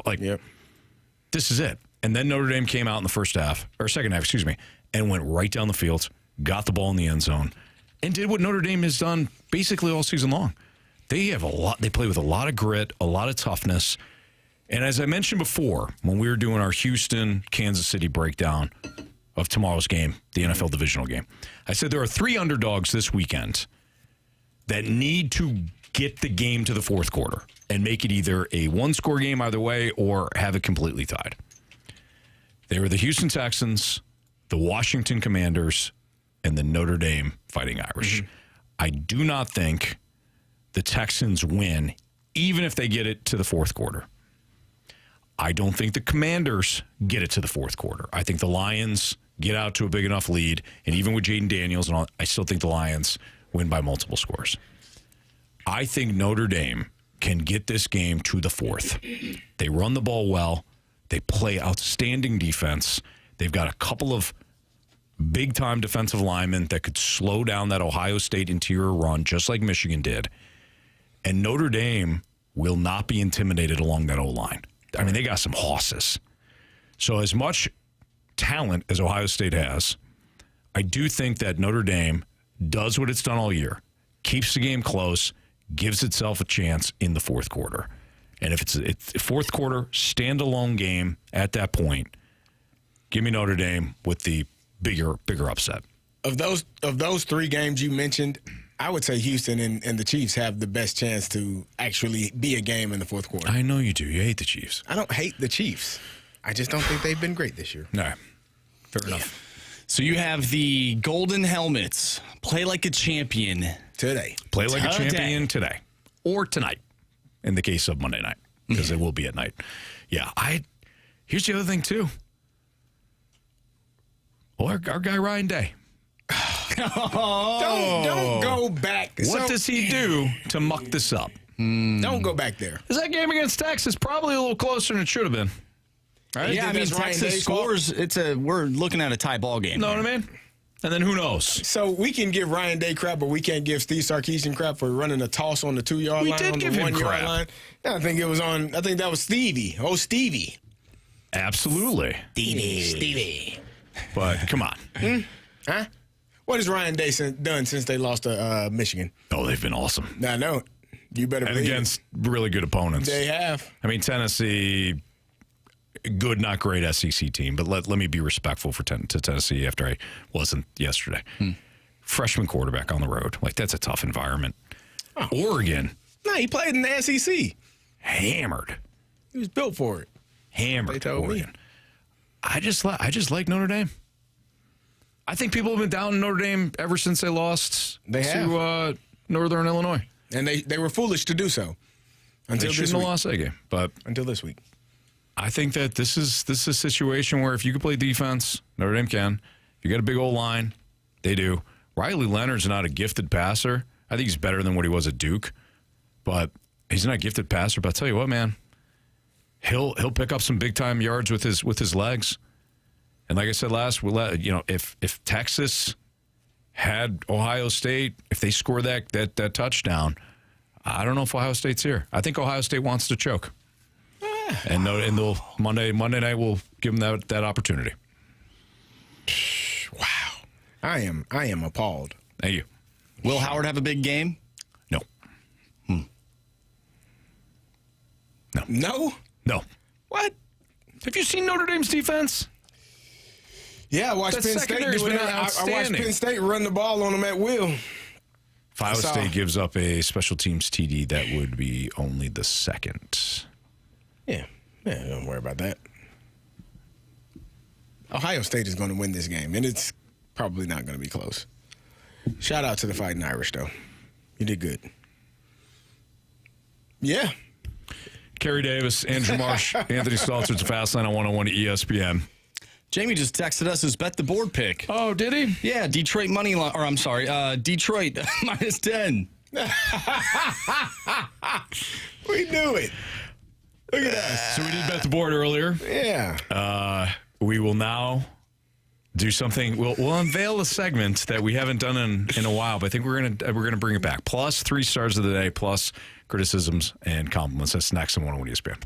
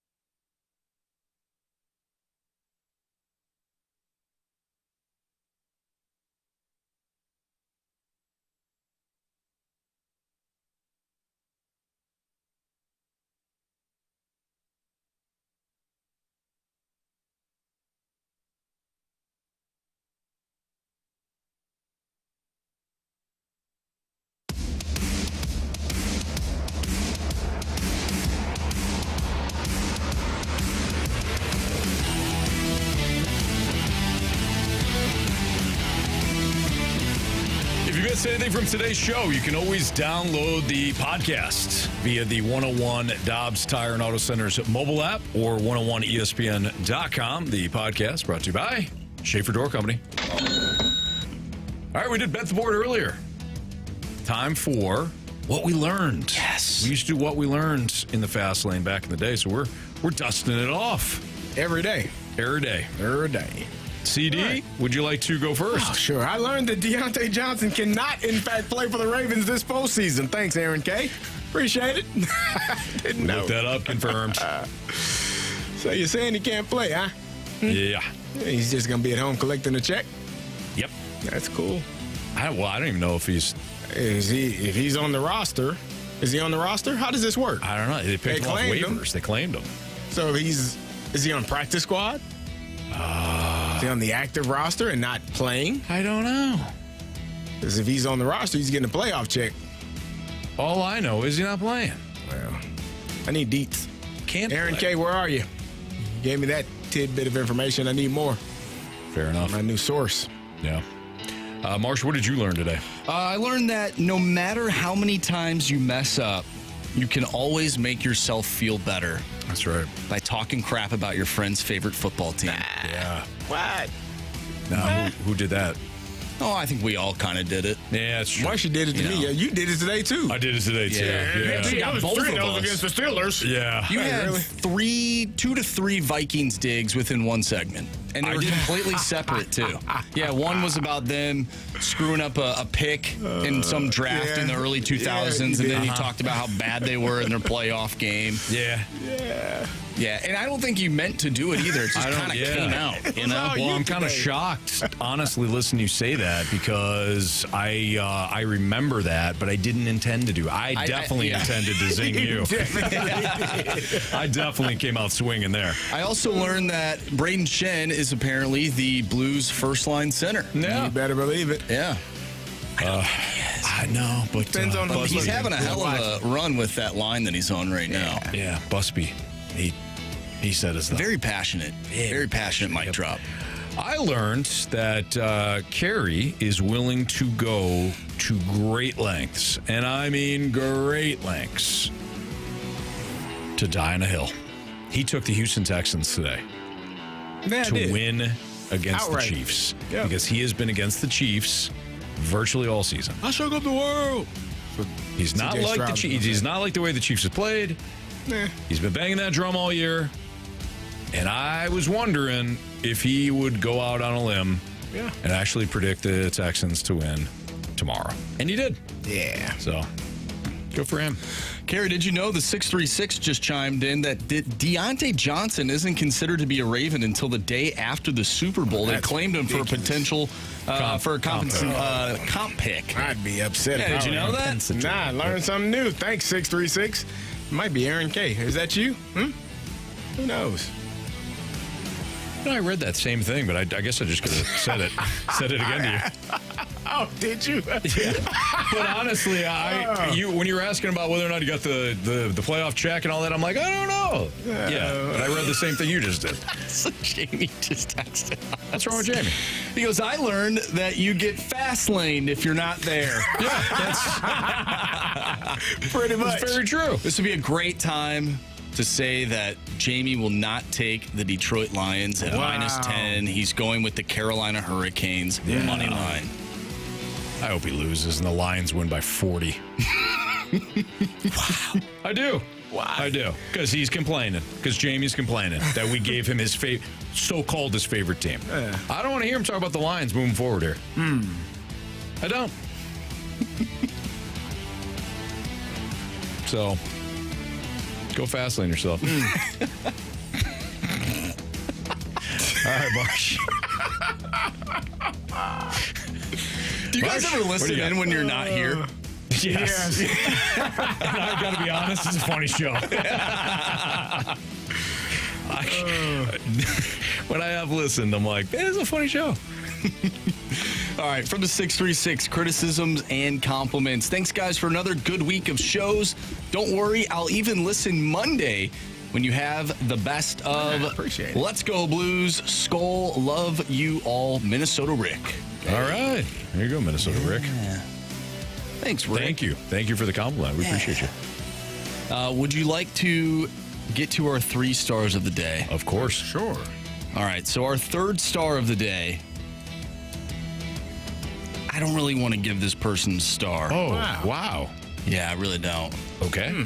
Sounds like you made a decision to do it, though, already. Yeah, no Yeah, I am. Okay. Deborah Morgan. Yeah. Oh, yeah. Dexter's sister. Well, that was nice. It's nice what you've done. Yeah. Yeah. Because she didn't deserve it. Nah, she did. She's a great character. Yeah, she's a terrible character. Come on. No, she was a great character. She's a terrible character. I'm going to give her a star. Give her a star. No, I think it's nice. I think a little bit of charity work from you today. Oh, my gosh. Okay. Really? That character's awful. Oh, my goodness. And we all know it. Okay? It was between Deborah Morgan and Anthony on the train shoveling coal into the Chiefs bandwagon mobile. Actually, number 2.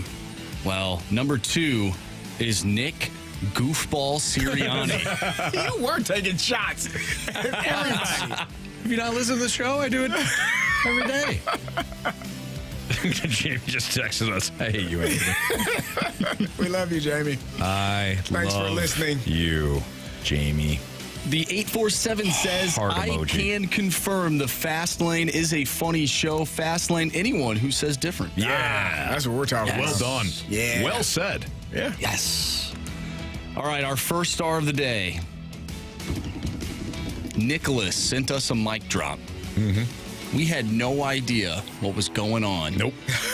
In Nicholas's mic drop. Not a darn thing. Was it a saw? Was it a generator? Was it a Data center? First star of the day. data center? Nice. Yes. And of course, a data center is a center where you collect data. Yes. Yeah. We knew that. Yeah. I didn't know. It ain't sports, brother. No, we stink. Yeah. Now, We what stink would with be that. making that noise, though? Would it be like the machines in the background? With the paper. Yep. Oh, You know the machine with the okay. paper where the paper comes out? Oh, for the data? Yeah, like the printer. Yeah, sure. It's a data Like a center. fax machine. Not the fax machine. I hate that. She was a fax machine.